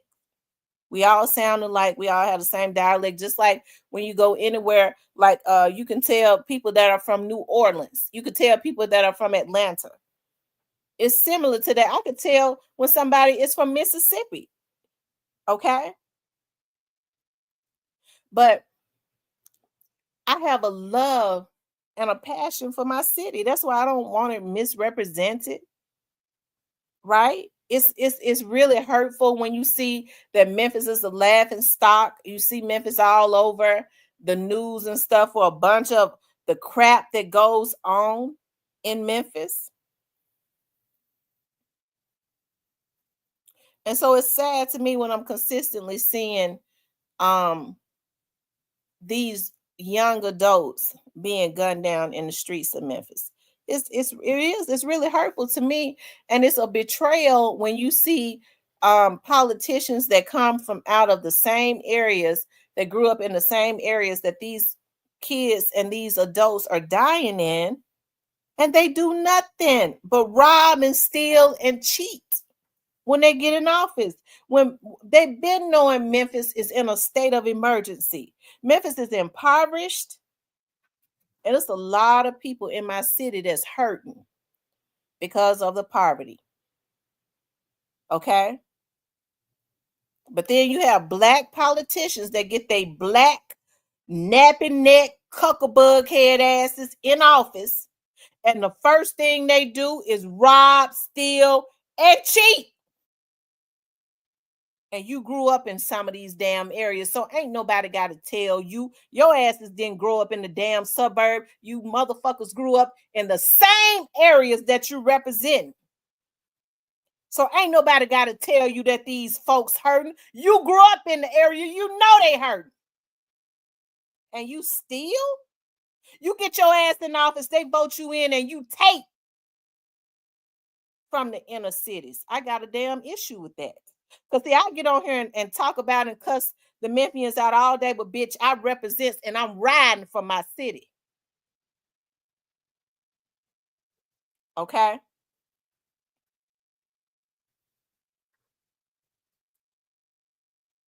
It's a darn shame what's going on. And so it's like there's a plague over like a dark cloud over my city. Everybody just trying to take from each other, whether it's money or somebody's life. It's a damn shame. Folks just scrapping for crumbs. And let me just say this, they ain't even getting paid a lot of money. You sell out the future of your motherfucking people, and it's for crumbs. These folks selling out the future of the inner city kids and people for crumbs. Other black people. And it don't just happen in Memphis. It happens all the way across the board in other cities too. And that's because black people are just so comfortable with hurting and taking from each other. Y'all, there has to be a resolution. It has to be a resolve. It has to be a resolve. Right? And so oftentimes the people get to thinking about, well, you know, I'm powerless. How you gonna vote somebody in? It takes your vote to get them in, and you feel like you powerless. The oldest trick in the book is to keep the people at odds and separated, because if they ever come together on one accord, they're gonna run that shit. They're going to take back what's theirs and run it. We can't even come together on one accord because we too busy robbing and stealing and killing and taking from each other. That's why we can't get ahead. It ain't nothing big or no big secrets about how other communities get ahead. They got unity. That's it. It ain't no secret. It ain't no grand scheme. Them folks got unity. They want money to flow out through their community. We're the only people that don't. It ain't nothing. It ain't no secrets about how Dr. King and them was able to lead a march. All them black people wanted the same thing. They wanted freedom and they wanted equality. And they came together on one accord and they marched to Washington and took that shit. They know once all them people was out there, they had to do something. But what we do now, we won't even support a black business. Why you won't support a black business? Well, I don't like the way she looked at me. And some of you black ass businesses need to have more professionalism. But hey, you keep going in the Asian store and they follow you around. They follow you around their beauty supply store. They let you know, I think you stealing. I don't like you, but I want your green dollars. You can't stay up out of there.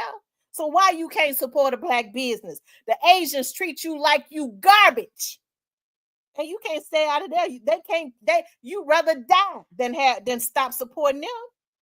The problem is we just don't want to support each other because we have that covenant spirit. It's jealousy that keeps our community back. It's jealousy and greed. Okay?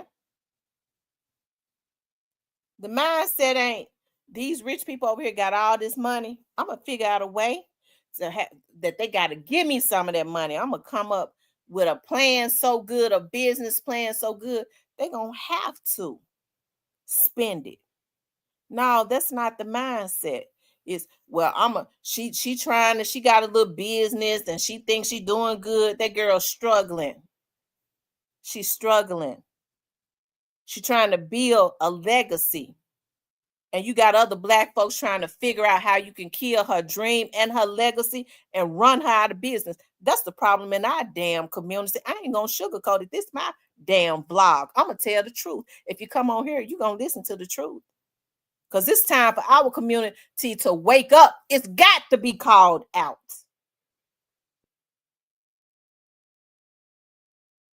Okay? It's jealousy, and we won't unite, and we don't support each other. That crabs in a barrel mentality. So when somebody do have a heart to help you,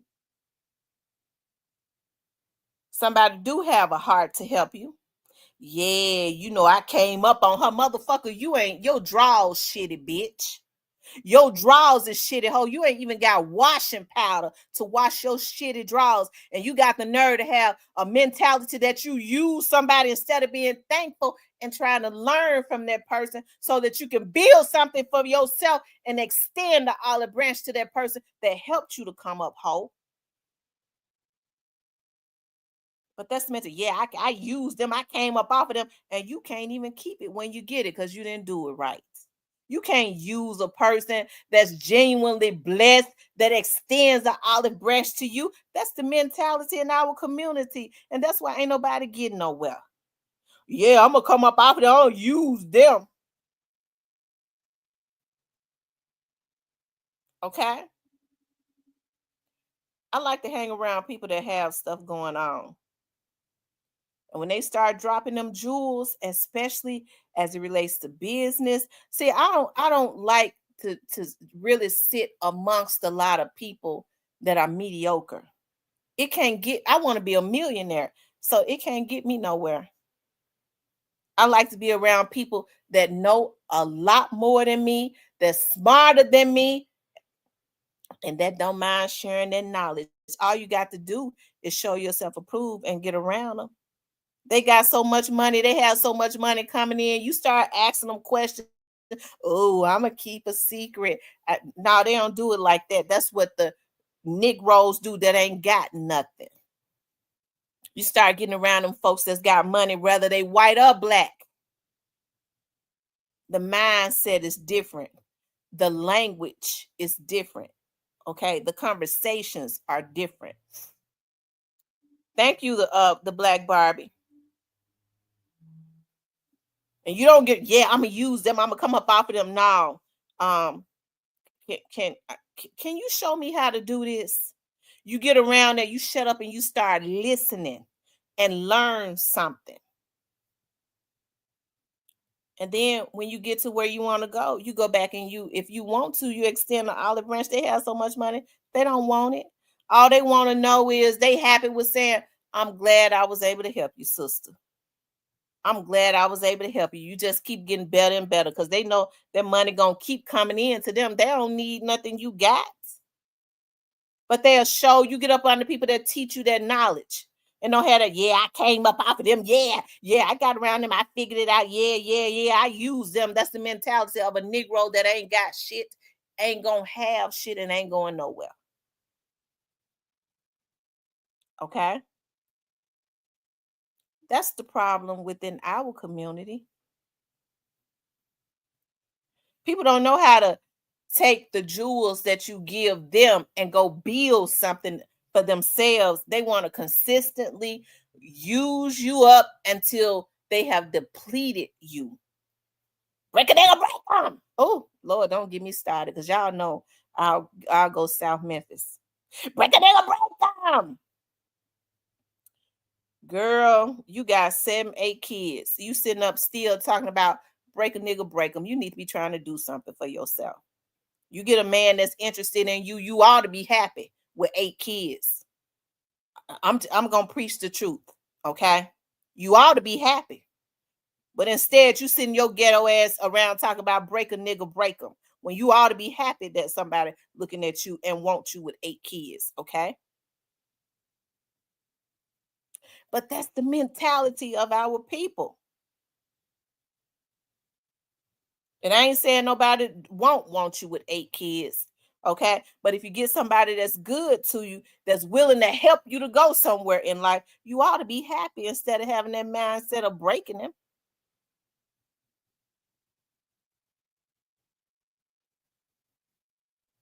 Okay?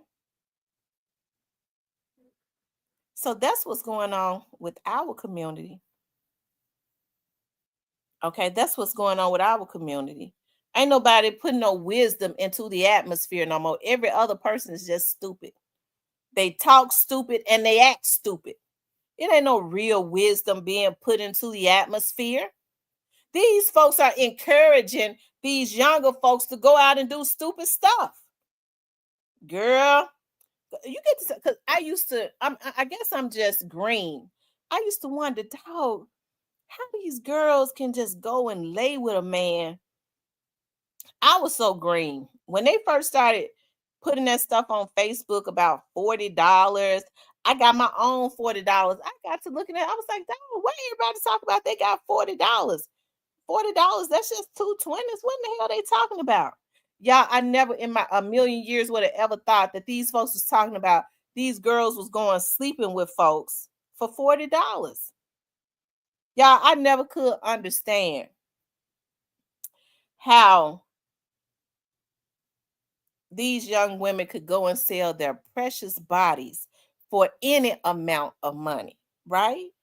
And so I got to thinking, I was like, dog, these girls don't seem to have, because in order to lay with somebody, there's got to be some type of emotion.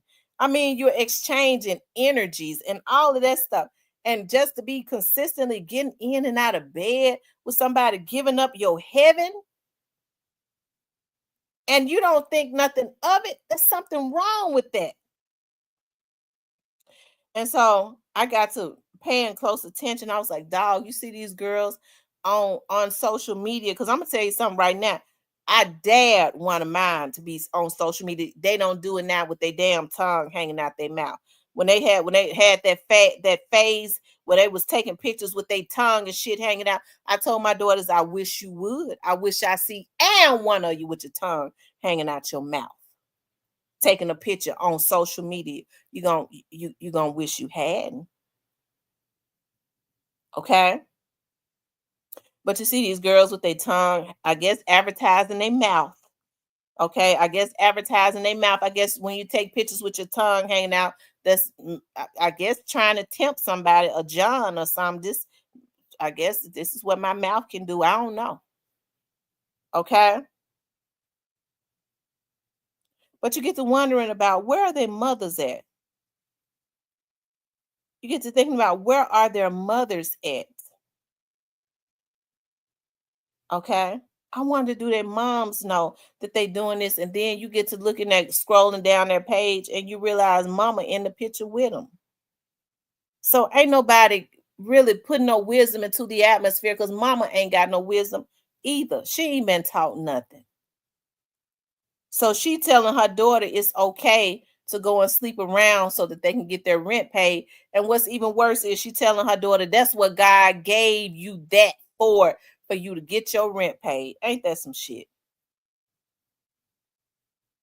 So they're being encouraged even by the people that are supposed to be injecting wisdom into them to go and prostitute themselves. They ain't got no wisdom either. Mama was taught that by her mama. So, y'all, our community is in a state of emergency as it relates to morally and everything else. People don't have respect for each other. There is no emotional discipline. People are just emotionally unstable. They feel like each and every time they get mad, they supposed to pull that gun out and shoot somebody. That nigga thought he was gonna talk to me like that. I killed that bitch ass nigga. If that ain't emotionally unstable, I don't know what is. Okay. And so I get to thinking about, like in the early 2000s, around the mid 2000s, where a lot of this stuff was engineered to when they started targeting single mothers, single Black mothers with that check, okay, to put their children on that Ritalin, okay? And you don't even hear people talk about that anymore, that ADGDHD or whatever. You don't even hear them talk about it no more. That is something they did so that they could start destroying smart African American boys and girls. But I think the boys were more so the target, right? And so, of course, a single mother who's struggling, she don't know that when they come to her saying that your child is overly active or whatever, she don't know she being set up. She don't know what's in. All I got to do is make sure he take this. So we're gonna make sure all the kids play crazy because I need that money. She didn't know what she was doing, and now these look at what's happening after they get 18 years old. I mean, mama ain't obligated to make sure they take it. It wasn't nothing wrong with them to begin with, but after they get to taking them, they don't like for us to talk about medicines and stuff on here, but after they get to taking what them folks give them, something end up being wrong with them. She said they're getting about $900 a month now per child. So now they know that when people are desperate and in poverty, they do desperate things.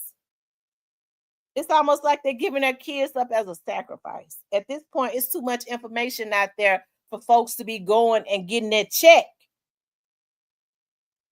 and putting them making. And you know something is wrong when they're testing your kids every month to ensure that you're giving them that medicine. It's something wrong. And so it does more damage than anything to the brain, from my understanding.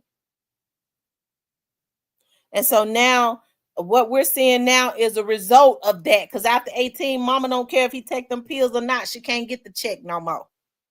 So what you got now is a bunch of damn fools that's running around off of medicine.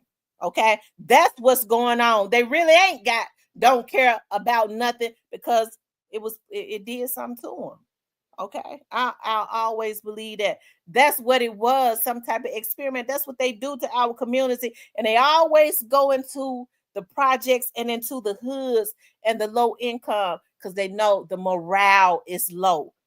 Okay, can't nobody really be happy when they ain't got no money. They're barely making it, and so they prey on people like that. And so when we know that this is going on, why are we still doing it? Why are we still allowing it to happen? Okay. So when we see these folks, they are emotionally unstable and all of that. You notice all of them are around their early 20s and mid 20s because that's when they started putting that stuff out there into the atmosphere. Okay.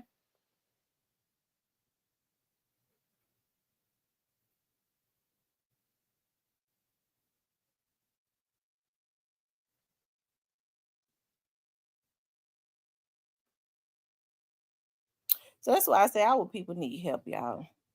Our people really need some help.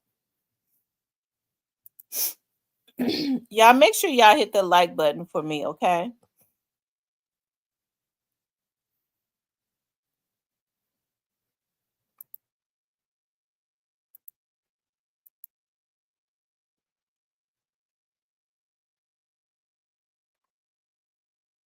Y'all make sure y'all like, share, and subscribe, okay?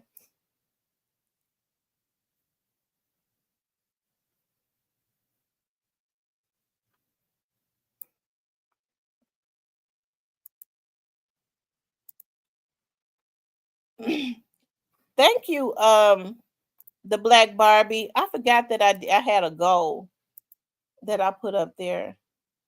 I think. And she was one of the ones to support. She sent a super sticker.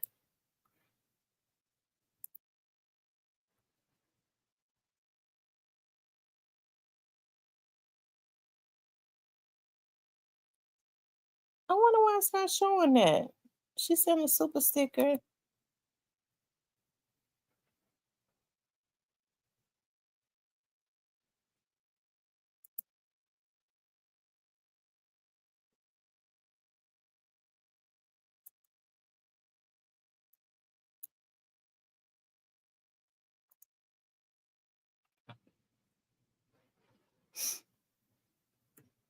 Hot Boy 23 says the fathers were taken away for the crack era, which in turn left a lot of single mothers to raise.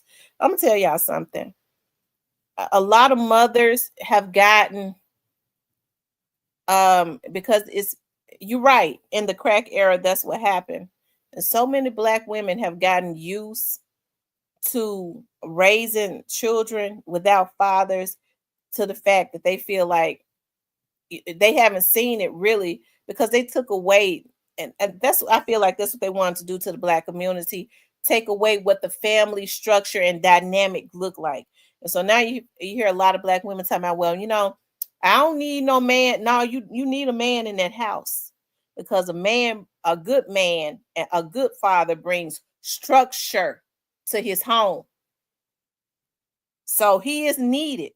It don't make no sense to me for women to be having these sons and then making, well, my son, the man of the house. Lady, you is a damn fool.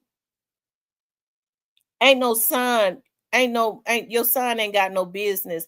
You don't even have any business putting that on his shoulder.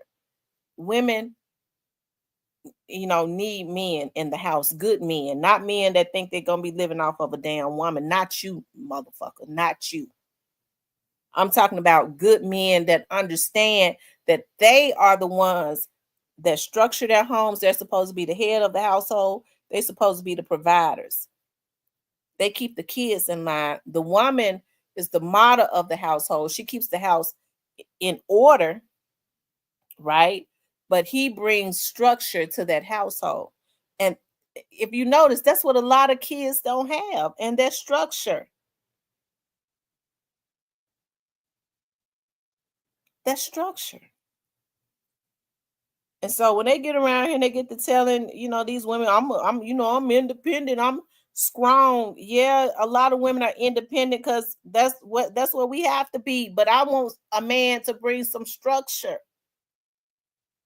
Shit, lay down some rules, okay? I got my husband gonna take care of that. Now, you gotta wait till your daddy get home. I'm okay with it, but we got to wait till your dad to get home. He going to make that decision. He brings structure to his household that he provides and protects. Okay?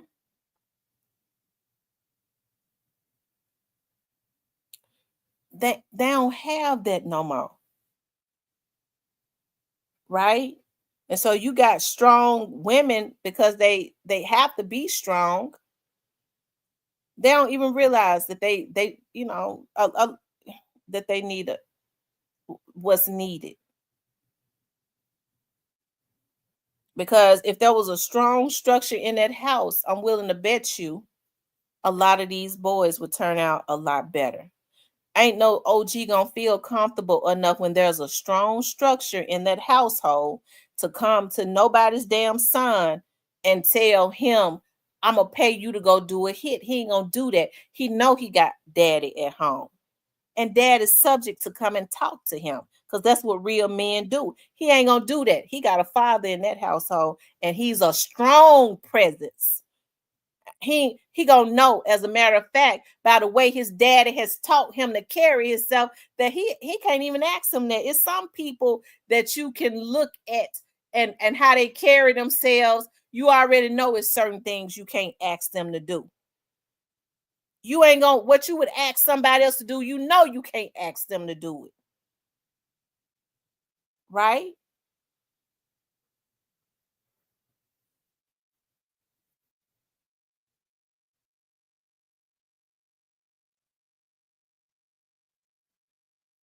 So there's no structure.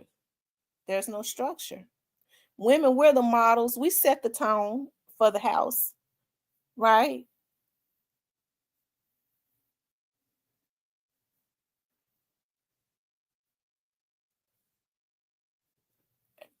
I understand what you're saying, Ayana. So what we're seeing now, because there's a lack, is that we see it all the time. I'm a woman. A lot of men, the tables have turned. A lot of men feel like women are supposed to, their come up is off of a woman. That's why a lot of them can't go nowhere, because that's not the way it's supposed to be. God says when a man finds a wife, not a whore, because see, a lot of these folks go choose whores, okay? They go choose somebody that was a damn porn star. Why you choose her? Well, she got good heart, but I married her because what she do in bed. Okay. So you chose wrong, and now you're mad at everybody. You chose wrong. But God says when a man finds a wife, he finds a good thing and obtains favor from God. Men, let me tell y'all something. You will never be blessed if you think your come up is off of a woman, because that's not how it's supposed to be. If you get you a woman, you make her your wife, you're supposed to provide and protect her. You supposed to be providing for her. She ain't supposed to be going out and taking care of you while you sit at home and twiddle your damn toes. You will never come up. That's not the order. I can't understand. Most men don't even feel right when some woman is taking and providing for them. But see, that's the mindset. Women are supposed to be respectful to their husbands. I don't know how women feel like they're going to ever keep a good man. He out taking care of them and paying bills, and you can't listen to what he say. I just do what I want to do. Yeah, but you got a good husband. Your husband said he don't like that. Well, I just do what I want to do anyway, and blah, blah, blah. Well, you ain't going to be able to keep him, because at some point he going to get sick of your raggedy ass. I don't care how good you is in bed, how long he been with you. If he taking care of you, if that man asks you, if he tell you he got a problem with something, you ought to be able to fix it.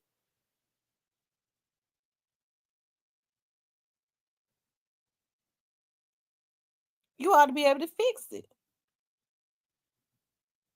And so that's why a lot of these kids, even if they grow up in the household, because here's the thing: most women, if they know how to do it, they can run a household. Because most men don't care; they just want to be respected. Women know how to, know how to do it. You just make him, you know how to do it, because most men are gonna spoil their women.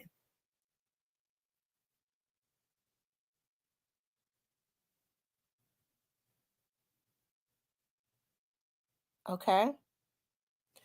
But that's what's been taken away from our community structure. That's what's been taken away. Hot Boy says the young men pick up their mother's ways. That's why a lot of them gossip and be into things. Real. Let me tell you something. Y'all know I'm in my 40s, so I'm old school. I've seen it. I've seen a lot. Real men ain't gonna even let his woman sit on the phone and gossip. He don't want to hear it. He ain't gonna gossip, and he ain't gonna let his woman be in the midst of a whole lot of garbage. He not gonna let her sit up on the phone and dig graves and gossip with other women all day. He not gonna listen to it. He not gonna let her do it. If he a real man, now you see a lot of them that's real feminine. They start joining in. What she say, baby? Yeah, because so and so, so and so. Men don't be involved in no damn gossip. They don't do it. Not unless they're a bunch of damn sissies.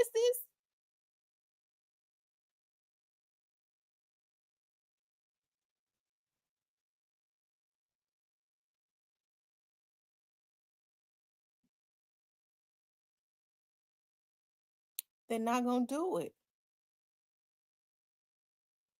That's right. That's embarrassing to him. For his woman to be involved in all types of garbage and stuff all the time, gossiping in the midst of stuff. He don't want to hear that shit. When if she on that phone, when he walk in that door, she gonna, if he got structure in his household, she gonna say, I'm gonna call you back. My husband is at home. but unless she an old messy wacko, why would she want to be on the phone gossiping all day? It's too many things to do.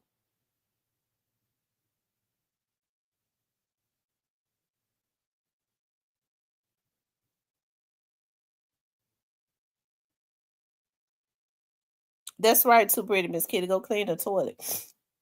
You gossiping all day. if he paying all the bills, if he taking care of the household, why can't you cook for him? Wouldn't you want to make sure he cooked? Because if you don't cook for him and he paying all the bills, somebody gonna cook for him. Why wouldn't you want to cook for him if he making sure that he is providing and protecting you? Why wouldn't you want to cook for him? Why wouldn't you want to make sure your house clean for him? Make sure he had a clean house. Why wouldn't you? It's a lot of men got their wives and stuff so spoiled. Their wives might work, but they do whatever they want to do with their money, and he pay the bills. And I mean, that's just what a lot of men do. It's been happening for a long time. It ain't nothing wrong with that. But she's silly. If your husband gonna pay all the bills, why are you gonna go and spend your whole check? You never know when something might happen. You put your money up. You be stacking the money up. Okay. So when if something go on, you can help him. But see, there's no wisdom being put into the atmosphere. None whatsoever. I mean, a lot of women don't understand that real men don't sit up and go word for word with a woman arguing. He might be a bitch, okay? He might be a sissy. Ain't no man gonna be arguing with no woman word for word. Baby, you don't want it because it happens now. Everything you say to me, I'm gonna say back to you. I'm gonna argue with you as long as you can argue with me. Don't no damn men do no arguing with no women.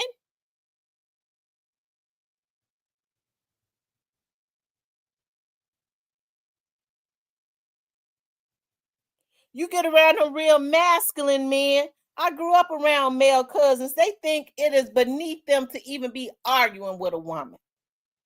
That ain't even on their level.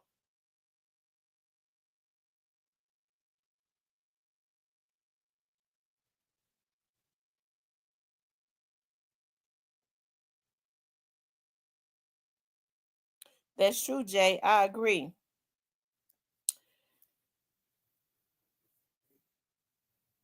Rayford says, I agree with what you said, but I think most women these days have masculine energy been used to doing everything, and that's major.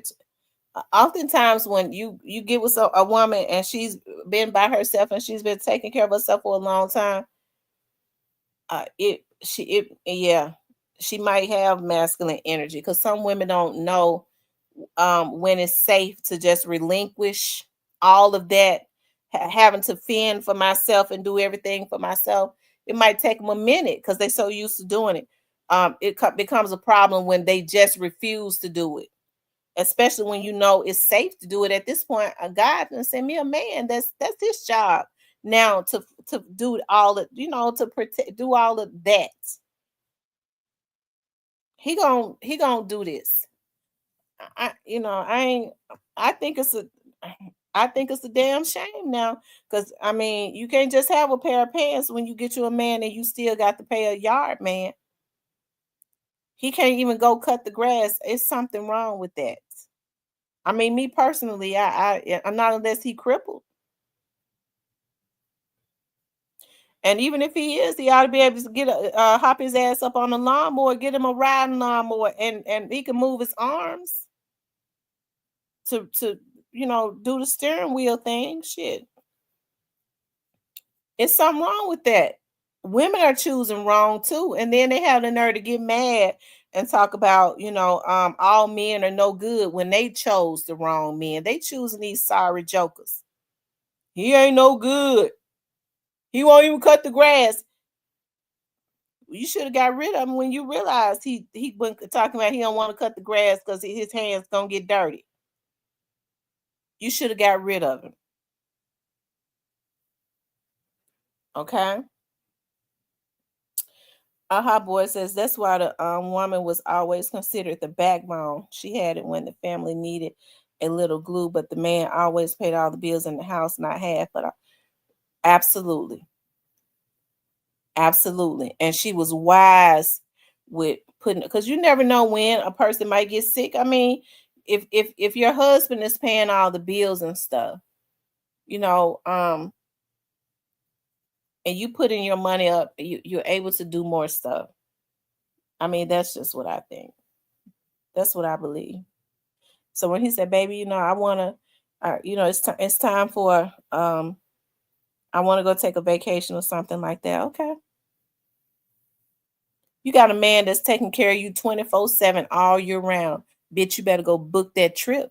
Okay, he pays all them bills. He makes sure that you taken care of, and you complaining. He been letting you do whatever you want to do with your check. You better be stacking it. When he say, "Baby, let's take a vacation," you better be booking it.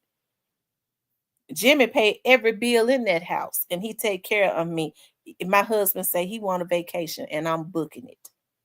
I'm decking it out till we fly first class. Okay.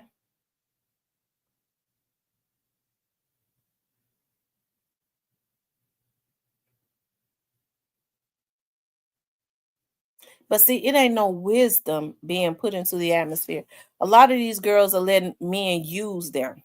They let them use them. Now it's income tax season. These girls ain't seen these dudes in a whole year. Okay. It's been happening like that forever. Okay. They got kids 11 and 12 years old here. These men, the same man been running game on them for 11, 12 years.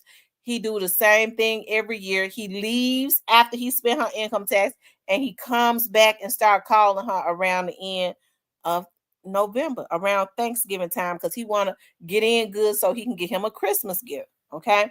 So he know after Christmas, you going into income tax season, they start borrowing money off of their income tax and all of that. He come back around the same time every year so he can use her, and these girls are allowing it. It ain't that they don't know, they want to be a damn fool. Okay, she a fool. She don't even know she knows she want to be a fool. It's the difference in just being a fool because you're naive, and being a damn fool because you want to be one.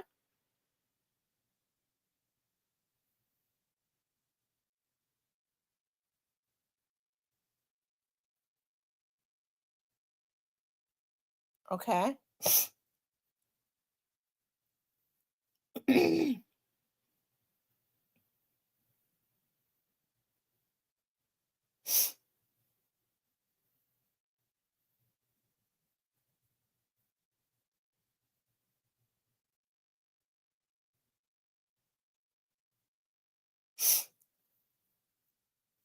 So it's got to be some more wisdom as it relates to our community, because you only see women being disrespected really in the Black community, especially in the music.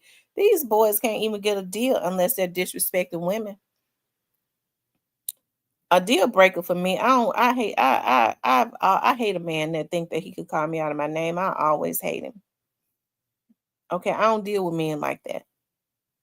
They're so emotionally unstable when they get mad. The first go-to thing is to be disrespectful, especially to their very own women. So, in any other community, when these people put music out, whether it's the rock music, the Tejano, which is Mexican music, even the rap, any of that, you don't hear them disrespecting the women in their community. Like I said, the rock men, the rock men, when they be screaming and hollering with makeup and stuff, eyeliner and stuff. Hey, the Alabama hitter running all down their eyes and cheeks. But when you see them at these award shows, they look like freaks, but they got their wife and their children. They don't promote um they don't promote that anything, all none of that what they promote in our community, they don't promote in other communities. They promote the family unit in other communities. They promote being a baby mama and stuff in our and a baby daddy in our community. Right? So there's no wisdom being put into the atmosphere. And the people in our community just kind of fall right in line. Yeah, that's my baby daddy.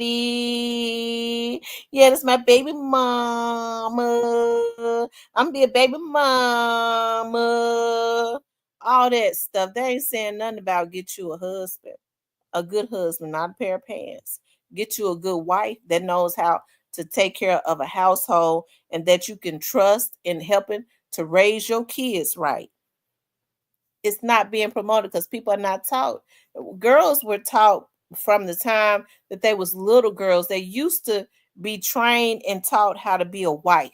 That's why they was in the kitchen with mama and grandmama. They would clean up. Mama and grandmama taught them how to really gently clean, right? Because it was all a training so that they can carry on and run their own household one day to teach their kids how to do it and to know how to cook and stuff for their family. That's not being taught anymore. Not in the Black community. That's why, when you be over there with granddaddy and dad and them, granddaddy came, he was a shade tree mechanic. He stayed up under a car all day. His nails would be black. I don't care how many baths and showers he took, he couldn't get that dirt, that oil away from up under his damn nails. Okay? Because he stayed up under a car. And what he do? He'd have little JJ to come out there and get up under the car with him and show him what to do. That's how some of these boys knew how to change oil and stuff by the time they was 13, 14 years old, because they was trained so that they could know how to make money some kind of way. But when he brought his big belly ass away from up under that car, though, I bet you when he went and took that shower, he had a wife to make sure that food was on the table. I'm gonna tell you that right now. When he got through, he came from up under that car because Mama said dinner ready. He got his big belly ass away from up under that car, went and took a shower, and he had a hot meal sitting at that table.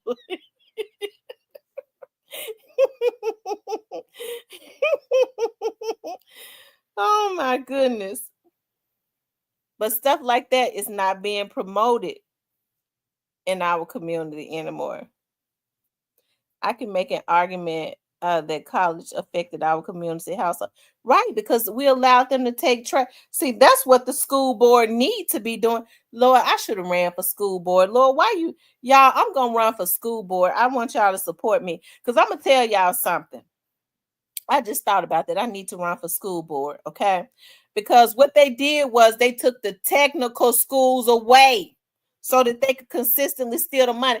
That's the worst thing that we ever allowed to happen when they took shop and technical schools and VOTEC away. Because what was happening is, like I said before, everybody ain't meant to go to college. College, you go to college for 4 years. A lot of times you don't get no good job anyways. You just in debt. Okay. So they took away vocational schools where Black boys was going to vocational schools. By the time they came out of high school, they was going straight into business because they was learning how to fix cars and stuff. They knew how to do carpentry. The worst thing that we as the Black community could have ever did was allowed them to close vocational schools, but it was too many Black boys and girls that was getting out of school, graduating high school, going straight into business, becoming wealthy, and they snatched it right away, and we allowed them to do it. And you had a bunch of damn cuckabug heads that was elected, that was sitting on the school board and in leadership. Okay, whether it was the city council, the county, or whoever, we allowed them to do it.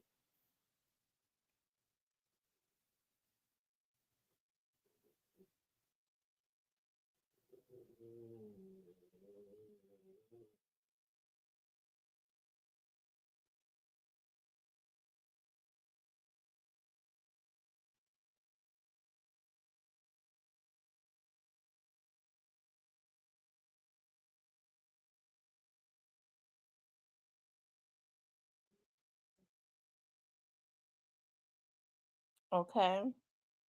So that's why I said there has to be a renewal of the mind in our community. It's not going to get any better, okay,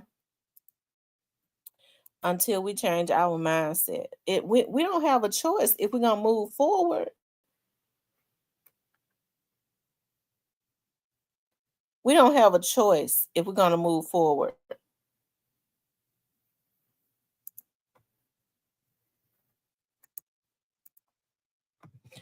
We get so caught up in our emotions. We be mad about what people say.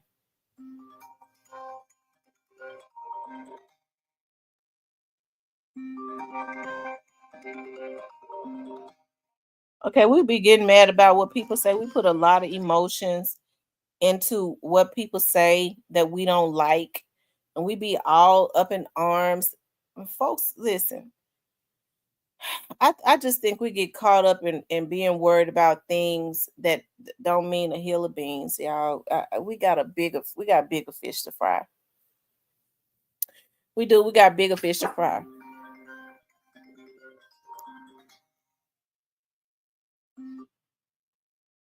Okay, hold on, y'all.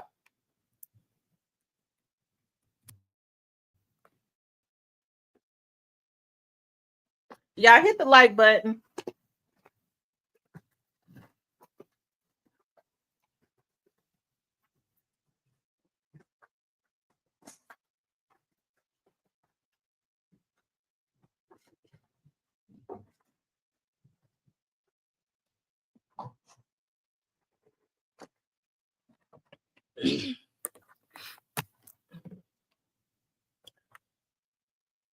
In Berkeley, California, where I was raised, Black folks had the Millionaire Club. They're owners of clubs, stores, cleaners, and we got to get back to that. I hated that term, baby mama. That's how I ended up staying in toxic marriage too long because I didn't want to be a baby mama. Woo. Yeah. And trust me, I'm not promoting staying in anything toxic because I understand people get emotional and they get married and they never should have been married. Okay. But I feel this way. I've always felt this way. If it ain't gonna work, you ought to be able to part just like you came together. I don't recommend staying in none toxic. There's a difference in trying to work something out and knowing when something is just dead and can't be resuscitated and moving on with your life. Because you'll mess around and spend too many years in a situation that you was never really even supposed to be in.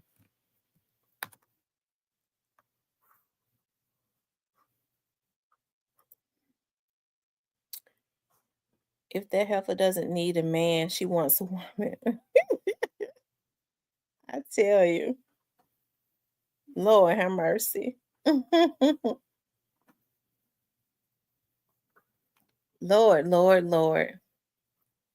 Let me see, y'all. Is my phone over here? Because it was just ringing. I'm gonna open up the lines. If y'all want to call in, let's see. I'll be on for like 20 more minutes. If y'all want to call in, y'all can call in, okay? Don't call in with no foolishness. I'm not in the mood. I'm not even in the mood to cuss you out, okay? So if I ain't in the mood to cuss you out, that means I ain't in the mood for nothing. Okay? So call in. The number is up on the screen. It's 901-667-0119. Kind of keeping in the realm of all of the things that we just talked about. Like I know we got into talking about, we could talk about that too, because we just talked about, what's going on in our community, the family structure. We're talking about that too, okay? But you can also, if you want to talk about what happened over at Lemoyne Owen or Shundale and Blac Youngsta. You can do that too if you want to keep, what we was just talking about, the family structure and what's going on in our community. We could talk about that too, but please don't bring up something we ain't talked about because I'm not in the mood. Okay, I'm not in the mood for that. He said it's being a spoiled, bougie brat, toxic.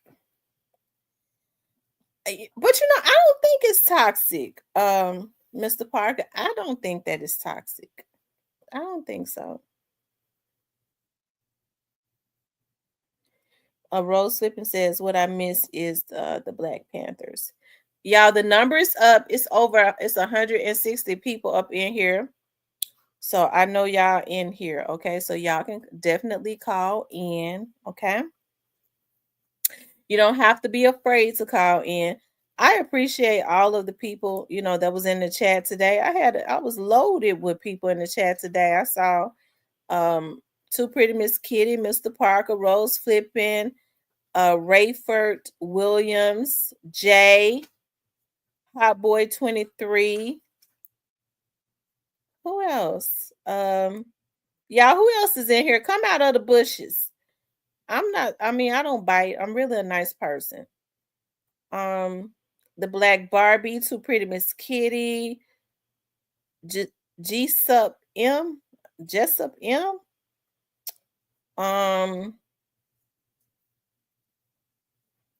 Did I say the Alabama hitter? Ayana. I'm going down the list, y'all, and seeing who I see. Joy Loves God.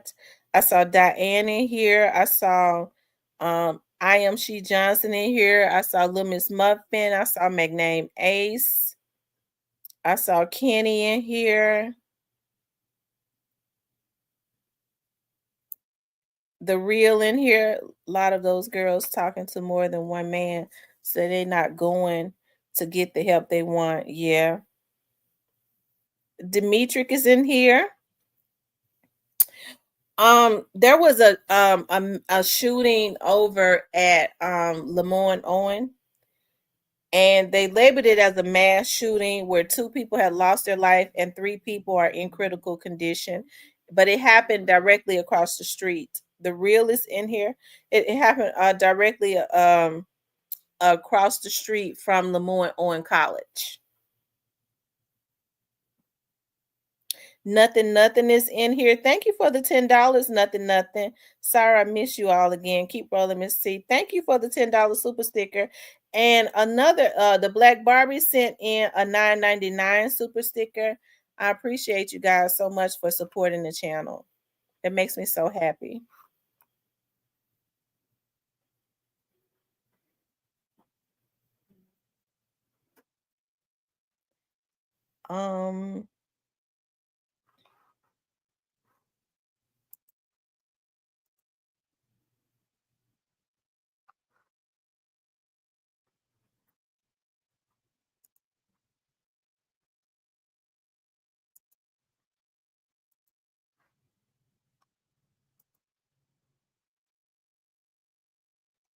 Y'all keep running the likes up for me.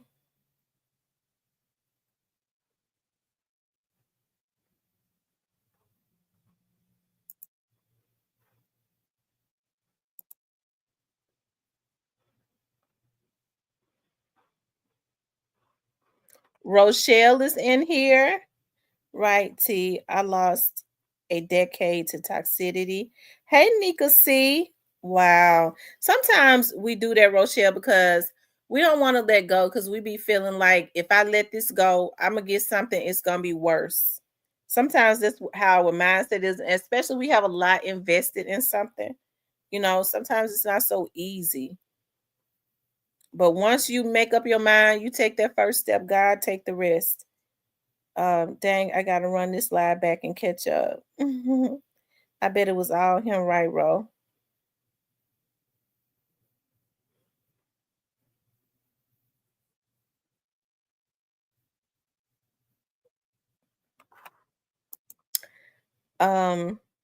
Hey, RX Chronicles. I just got off and caught the end of this. Can I get a yes? RX Chronicles. We was talking about a mass shooting that happened at Lemoyne College. Well, across the street from Lemoyne College. 2 people was hit. 3 are in critical condition. One of them ended up being Big Boogie's, a real good friend of Big Boogie's that was actually had lost his life. It happened in South Memphis, like I said, directly across the street from Lemoyne Owen College. One of that is a historical Black college, okay, private college, and we talked about Shundale Barnett, and we talked about Yes, the old Lamar. Yes, we talked about Shundale. We talked about Blac Youngsta. I was like, I wonder how their relationship is. Have their relationship been affected since they grew up in the same neighborhood? Okay, they're the same age, so they know each other. Okay, they're friends. Um,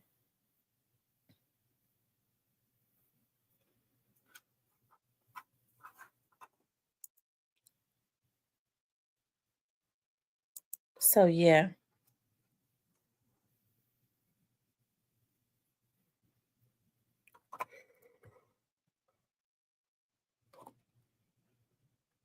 Y'all run the likes up for me.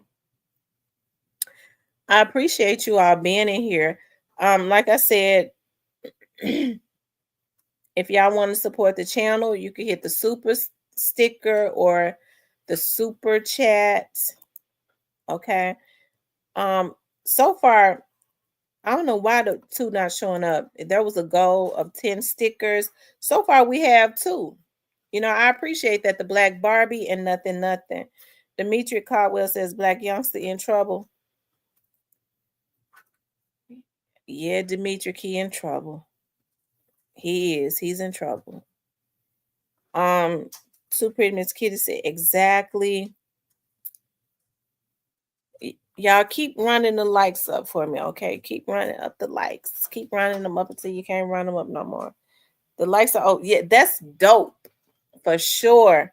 The Alabama Hill. They showed out today. I appreciate that. Y'all really showed out today with that like button. I appreciate that so much.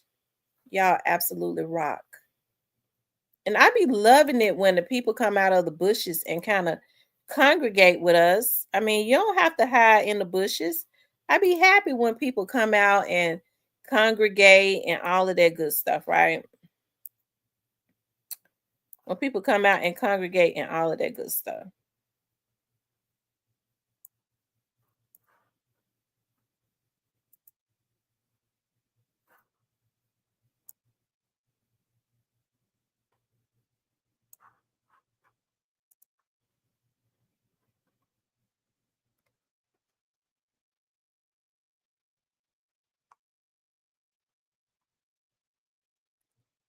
She want more likes than viewers. The likes of 200. Well, Mr. Parker, she got them tonight. I got them both tonight, Mr. Parker. Oh my God. Thank you, RX Chronicles. I be in the cut watching. I appreciate that so much. I appreciate the super chat so much. Y'all really cutting up tonight. We're about to make our goal. Let's see, the Black Barbie did a $9.99 super sticker. Nothing did a $10 super sticker, and RX Chronicles did a $5 super sticker. So I appreciate that so much. We get our goal tonight, I'm probably gonna cry. Because really it's saying we have 2 out of 3, but we really have 2 out of 10, but we really have 3 already. We really have 3. Tomorrow we're going to this is what I was going to tell you all for everybody that have memberships. Of course, all of the exclusives and stuff goes into the platinum. But so what I'm gonna start doing with the bronze is that I'm changing it with the bronze and the gold. So with the bronze, we do the bronze will join in because I'm gonna start doing more lives behind the wall. Oh my God, Mitch, thank you so much. I'm usually in the bushes when I can be. Thank you so much for the $10 super sticker. I'm glad that you came out of the bushes. Listen, I be so happy that's what I be telling people. I wonder who's in the bushes. Y'all come out. Thank you for the $10 super sticker.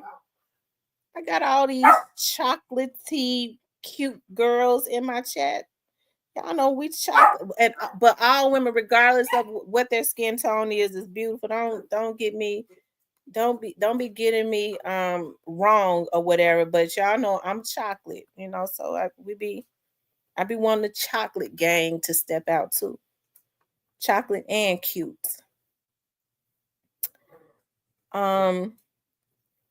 Joe Loves God says, and thank you very much for the super sticker. He said, be careful. Be careful. Why, Mr. Parker? Hey, Ja Loves My 3. Thank you, Exposing the Truth. I'm happy that you're on the channel. Oh my God. Look who we shook out of the bushes. Alabama hitter.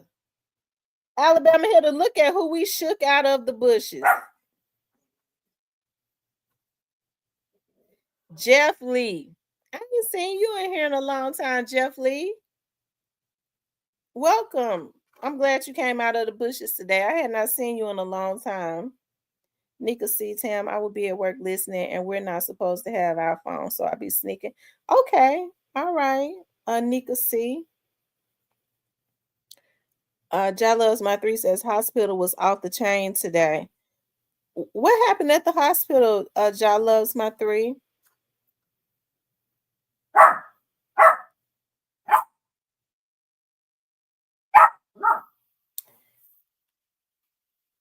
I saw She Johnson in here today. I said, all my people was in here today.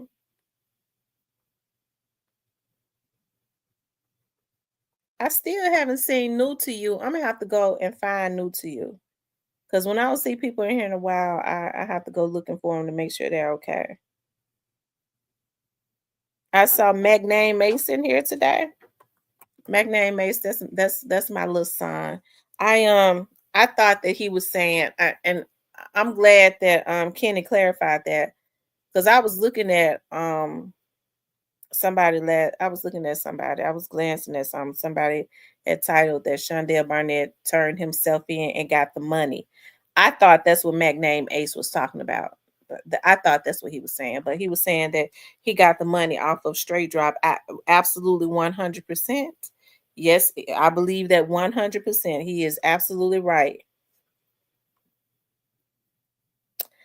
I gave you a shout out 2 days in a row on my video. Thank you to Alabama hitter. I appreciate that so much. The Alabama hitter.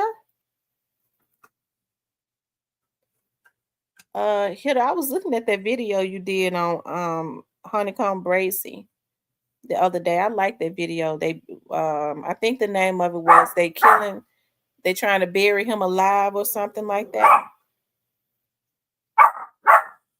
I think that's what the video was titled. They trying to bury Honeycomb Brazy alive or something like that. I like that video. Boy, be quiet. Be quiet, Roscoe.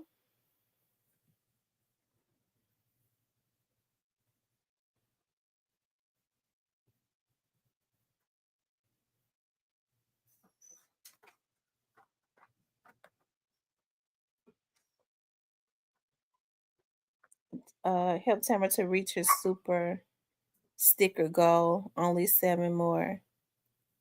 Y'all, where's Cypress at? That's who hasn't been in here tonight. Did Cypress come in here tonight?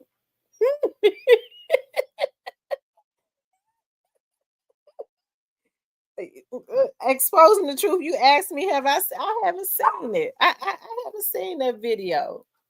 I haven't seen it. I've been hearing people talk about it, but I haven't seen it yet. Have y'all seen it? I haven't seen it.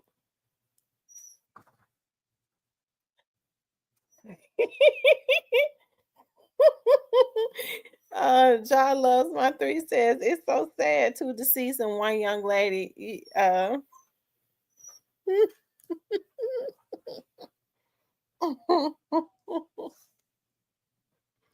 hearing people talk. What's up, Gray Face? And that I was getting ready to say too. I haven't seen Gray Face in here tonight. Hey, Gray Face, anything going on? Anything I need to know about that I don't know about yet? Gray Face be knowing. Gray Face be knowing.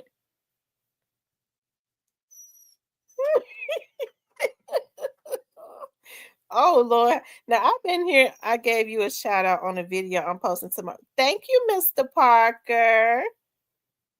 Mr. Parker, I like that video you did on the Alaskan, talking about Alaskan cruises. I like that. I like that video a lot. Great Face, is there anything that's going on that that I need to know about that I don't know about? Hey, Edward Potts. Dara says, whoever the woman was had that wet. Oh, thank you, Robert, for the cash app. Oh Lord have mercy. Oh my God. Oh, oh my God. Lord have mercy. Jesus. Yeah, I guess I don't need to look at it. I don't think I need to look at it.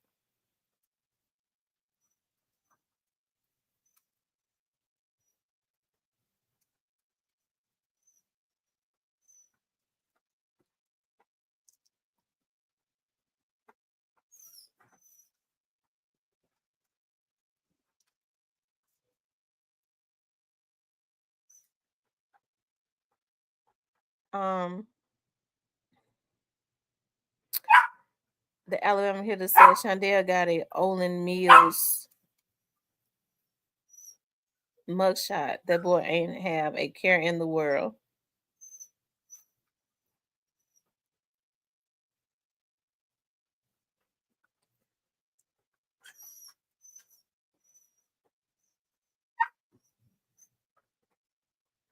He said Great Face Hagerman. Great Face not Hagerman. Great Face just tapped in. Great Face just tapped in because Great Face be knowing stuff. He said, I've been out of touch all day, been in meetings. I got a lot of catching up to do. Okay.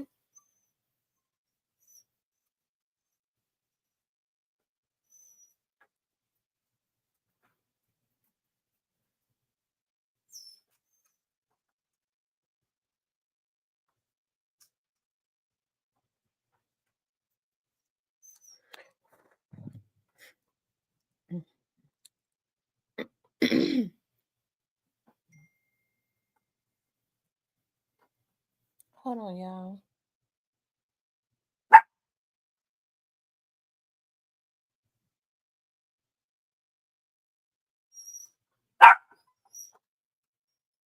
He said, let me call my street partners. I'm telling y'all, if I miss it, Great Face gonna know. He gonna catch it. He gonna know.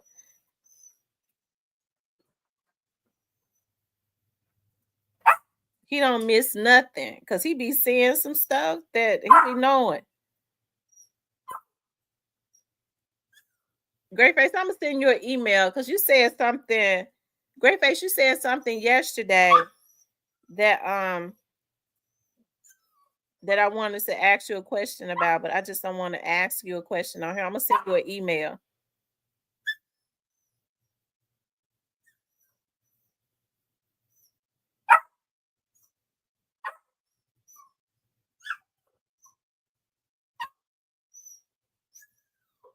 He said, "Where's Diane at?" She was in here earlier.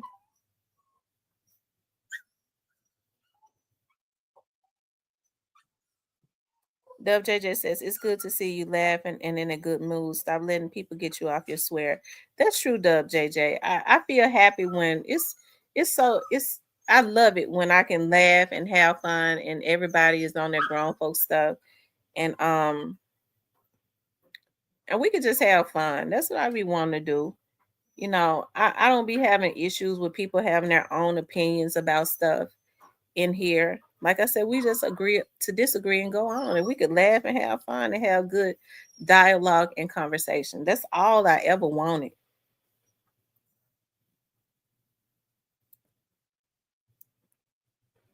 If you ain't have that Olin Mills, you ain't shit at here to Olin Mills. Lord have mercy. I'm telling you, Olin Mills ain't. I think Olin Mills still in business over at JC Penney's. I think they still take pictures over there at JC Penney's.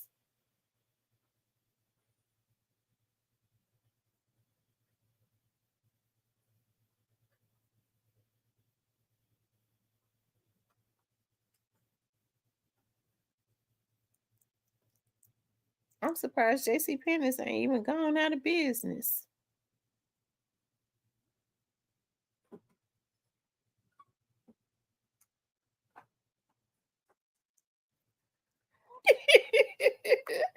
He said they gave you the fruitiest poses. That was like forever ago. That was like forever ago. Olin Mills.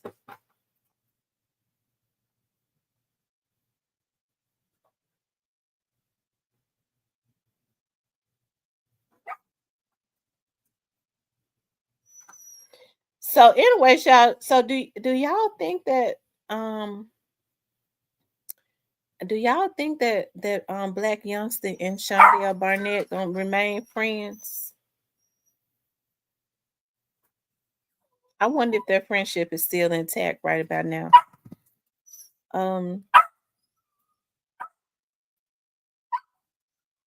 He says back straight, chin down. Now give me a oh Lord. Edward Potts says, all good, Mr. Parker. This new job got been MIA. Nika, you don't think that it's gonna mess up their friendship? Be quiet, Roscoe. Yeah, Great Face. They grew up in the same neighborhood. Yeah. And I don't mean when I say the same neighborhood, I don't mean like one end of South Memphis, the other end of South Memphis. They grew up down the street from each other in the same neighborhood. You could walk to their houses, so from each other's houses. About 2 minutes from each other. Be quiet. And I'm not playing.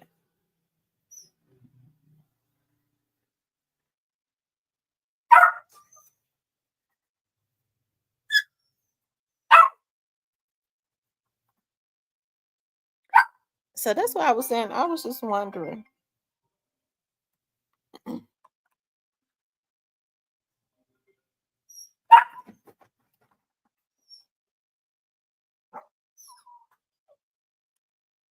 Y'all make sure y'all hit the like button for me.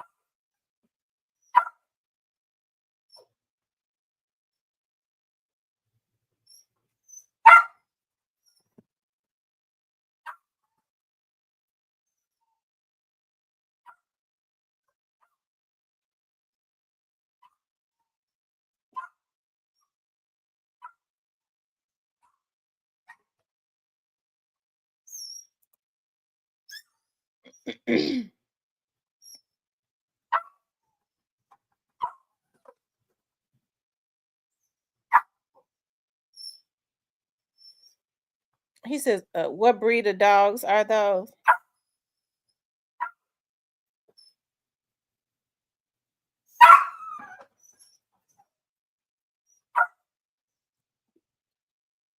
He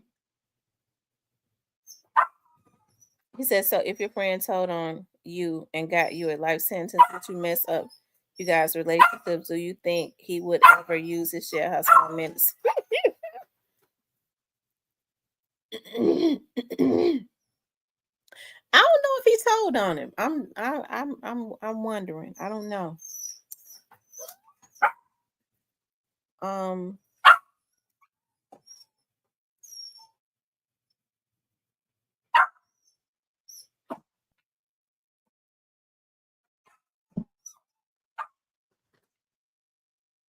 Y'all make sure y'all hit that like button for me, okay? Make sure you guys please like, share, and subscribe.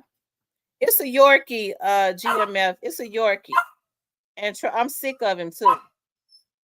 I tell you, I'm tired of him. I'm so tired of him. I don't know what to do. Don't y'all hear him? Woo!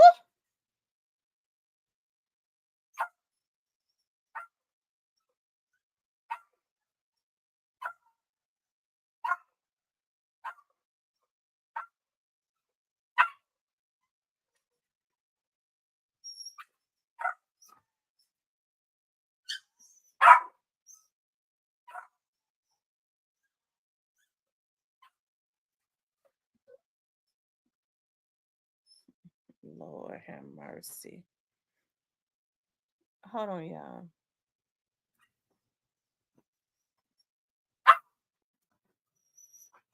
Let's see. 3.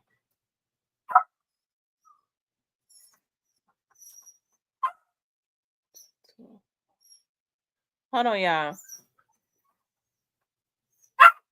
Nothing but smooth sailing.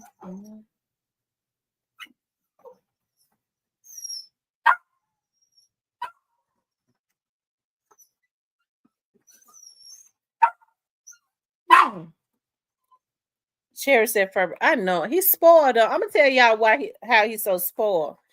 When my Yorkie had them puppies.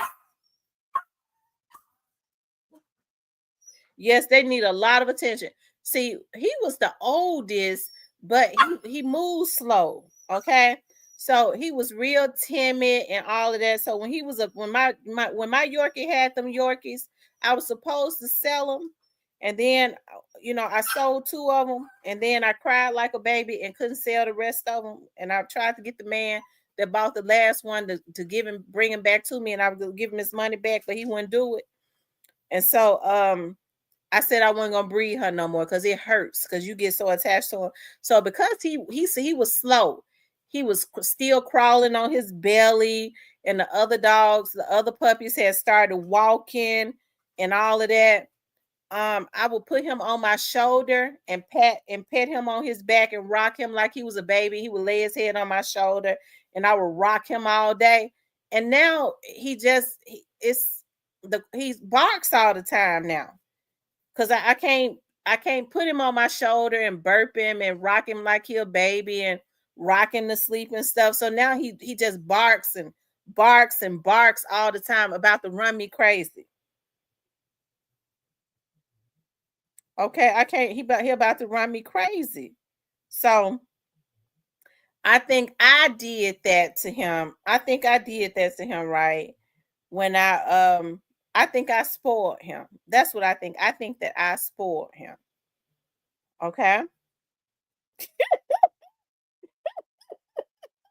Listen, y'all, I had every intention on selling them. Let me tell y'all what happened. So I got a full-blooded Yorkie, right? So one of my sisters had posted on Facebook one day, one of my half sisters, my daddy daughter, she was posted on Facebook.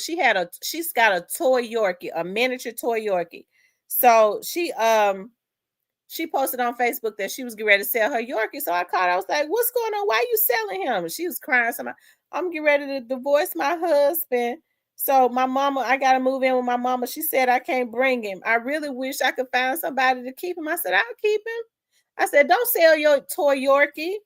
I'll keep him for you. How long is it going to take you to find somewhere? 3 months. I ended up having him for a year. Okay. And I almost didn't give him back. But anyway, one day I was sitting at home and I didn't know about when dogs went into heat because she had a boy. So I didn't know anything about that. I just know that his thing would get real long and big. I remember the first time I saw it, I didn't know that he was in heat. And I looked at him and y'all, it was just terrible. And it had got real long. And I said, because I thought he had gotten a deformity had came up over him. So, anyways, I didn't know that when he stretched out like that, that means that he was wanting to have do his thing. He was wanting my Yorkie. So I started keeping them separated. And so one day I let him out and I was looking at TV and wasn't paying no attention. I was like, dog, where them Yorkies at? and I heard some. I said, "Oh my God!" I said, "Get up here!" And when they came up here, they ran up here together, and y'all, they was butt to butt. So I had never seen nothing like that. I didn't know what was going on because I was like, "What's going on?" How come every time she moved, he moved? They was butt to butt. Oh my God, I started screaming to the top of my lungs, right? And so, Mr. Parker, stop. And so then I called my mama. I was like, "It's something going on with these dogs. They butt to butt. They stuck together." And she said, "Oh God, I think they breeding or something." So then she called my cousin, and so my cousin Andre was like, "That means that they was breeding, and she pregnant. If they stuck together, she definitely gonna have a baby." And so I took her to the vet, and the vet was like, it's five puppies in there, full-blooded Yorkies. And so she was like, he's a miniature toy Yorkie, and she's a regular standard Yorkie. So they could come out. They're not going to be any bigger than her, but you might look up and have some miniature Yorkies. And sure enough, I ended up, one of my Yorkies is a miniature toy Yorkie, like his dad. So I sold two of them. The last one I sold to one of the officers that I used to work with. And I cried like a baby. I called him back. I said, "Come and get your money. I want my puppy back." And he was like, "Please don't take him back. My wife is," I said, "You ain't had him but a day. I want my puppy back." He said, "You got all them puppies over there." I said, "I'm keeping every one of them." I cried like a baby. I said, I want my puppy back." He said, "Please don't do that to my wife. I can't." I said, "You can come and get your money. I want my puppy back." And he said, "Please, my wife is attached to it and she won't let me bring it back." I had a fit. But he sent me pictures and stuff of him and all of that. The other Yorkie was a baby when he was sold, so I wasn't so attached to him. But the last one I sold, I was attached to him. I'd had him for like 4 months. I had raised him and all of that, so I wanted him back. He was bad. I loved him. I really wish that I had sold the one that do all this barking because he was so quiet. I felt like I needed to keep him because I felt like he was not as advanced as the other ones. But I wish I had sold him all that barking he do.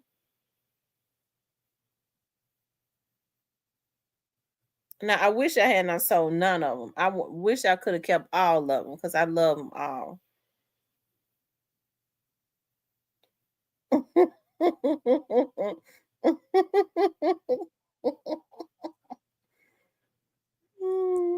Had us in the chat scared. Yeah. Oh, y'all listen. I'm gonna tell y'all something. My chat stuck with me on that delivery though. She said had us scared because we thought something was bad was happening just to find out they was humping. Listen, when she went into labor and all of that, my members, I'm talking about my subscribers, helped me. I was scared when I was scared to go over there near her. So my subscribers was helping me, telling me to keep her calm. They had to, when she got ready to go in labor, they had to keep me calm. I was screaming. I was scared. Okay. But I think I did good. I had to deliver them babies. I had to cut the cord and all of that. It was, if it ever happened again, I would be better. I think I'm a breeder. I think I want to breed her one more time so that I'm going to sell the puppies this time. I'm not going to keep them. I'm going to sell them. I promise I'm going to sell them. And they got to be sold by the time they're 6 weeks old, because if by the time they get to 8 weeks, I'm not going to want to sell them. And I can't have all those puppies around my house. So if I breeded her again with Riley, would y'all buy the puppies? Would y'all buy the puppies before they got to be 2 or 3 months old? Because then I'm not gonna want to sell them.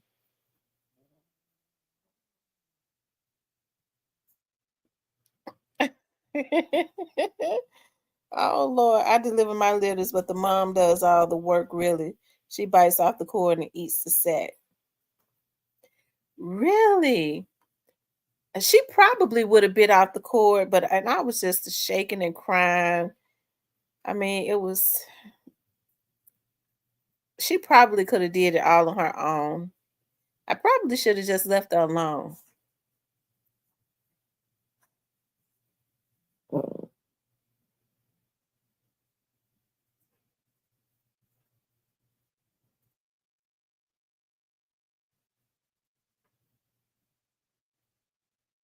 Mm-hmm.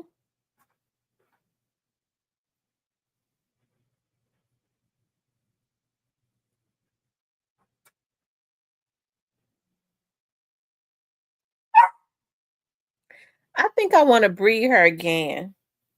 I think I'm gonna breed her again and sell the puppies. I'm gonna sell all of them this time. I don't care how cute they are, or I'm gonna make sure that I sell them. 2,500. That's how much I'm selling them for. 2,500. It's income tax time too. So if she got pregnant now, she would have the baby. Um, she would have the puppies around the same time she did last year, around March. Reginald, we just talking about everything. I promise. I guess we need to get back on topic, huh? Mr. Parker says, they say when Gotti was born, he headbutted his own umbilical cord.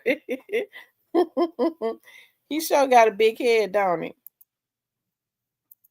He sure got a big head. Y'all hit the like button for me.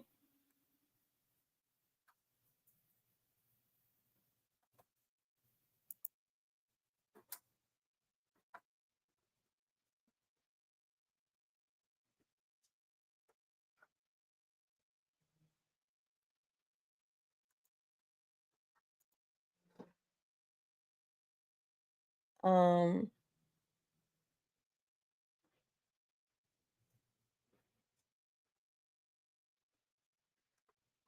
but I truly hope I'm getting back to like this Dow situation. As far as what's going on now, Shundale Barnett, all of his charges have been dropped and stuff. And I sincerely hope those that was now. I guess there's a lot of question about whether Shundale Barnett's charges should have been dropped or whatever. Of course, we know that Shundale Barnett did not take part in the unaliving. He did not actually. What he did was he did an accessory after the fact. At the very most, that's probably be quiet. That's probably what he would have ended up being charged with, but they didn't charge him. They didn't even charge him with that. They dropped everything. Okay. Now I really hope that these young men like Jamarcus and Shundale Barnett and all of these persons, I really hope that in the near future or in the future, um, that I hope that they've learned a lesson, right? From participating in things or allowing people to pull you into stuff, right? That could ultimately be what's the word that I'm looking for? That is not conducive to your livelihood, right? Trying to be loyal and stuff to the wrong people, whether they are relatives or not. Because you can love relatives, but say the risk is too high. I can't get myself tied up in this. And there's um, looking at like Jamarcus. Hey, I could tell that Jamarcus still had a love for his brother, and he hated to do what he did. He hated to do that, but that was something that his brother pulled him in. Now, Jamarcus could have said no, right? But sometimes we get caught up in being loyal to our loved ones, and it's not conducive to our livelihood.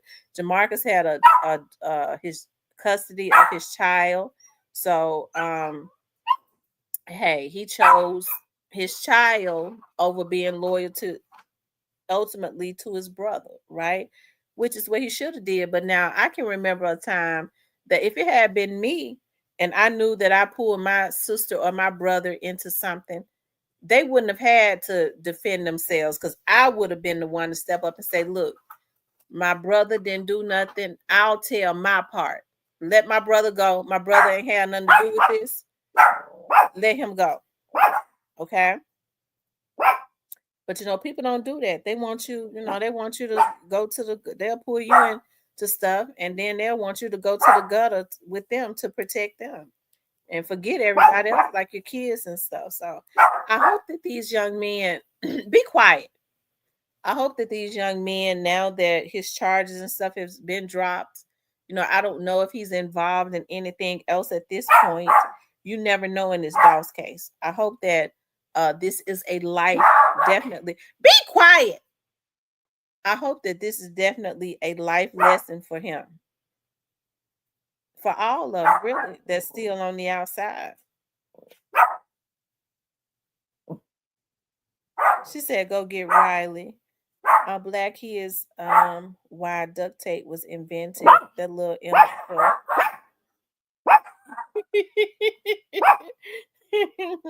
Anyways, you guys, I'm gonna get off of here. I got some work I gotta do, but I enjoyed being on here with you all today. I really did. I enjoyed being on here with everybody. I got a discovery I gotta look over. Here's the thing about, I don't mind looking over discoveries, but normally when I get a discovery, it's no less than like 160 some pages, right? So I'm like trying to read it and go over some stuff on it. So I'm gonna do that. It's 9:30, child. I don't know how long that's gonna last. I might have to get up in the morning and finish reading it, because I gotta be in court early. Look, stop. I gotta be in court early in the morning. So, well, 8:00 in the morning. So I need to know just enough so I don't look crazy, right? Because one thing about them judges, they will eat you alive. Okay. Anyway, y'all, hope you have a great non-angry sport-free day tomorrow. I got a full day tomorrow. I gotta be in court. I gotta go do a visitation in the jail, and then I gotta get out. I gotta be out in the field for the rest of the day. So I got a long day tomorrow. Anyway, y'all, I enjoyed y'all though. I enjoyed you all. I want you all to please like, share, and subscribe. Okay. I love you guys. Y'all be safe. Let's say a prayer before we get off here. Dear God, I just thank you for all the people that was on this live. I ask that you touch and shield and protect everyone that was on this live that had pure intentions. Okay. To include myself, touch their families, touch my family, keep us all safe from any evil ones, any evil thoughts, any evil people that had evil thoughts that was looking in on this live. We rebuke every curse that was spoken, every evil thought that was thought against us. We send it back to the sender. No weapons formed against any of us shall prosper. Any lying tongue that tries to rise up against any of us that meant well will be condemned. I ask God to go before you tomorrow as you go to work. If you have any difficult bosses or employees or co-workers on your job, I ask God to go before you to touch the hearts of those that need to be touched, so that when you get there, peace will already be dwelling in the room. Okay? I love you all. It has been an absolute pleasure. I'll talk with you later.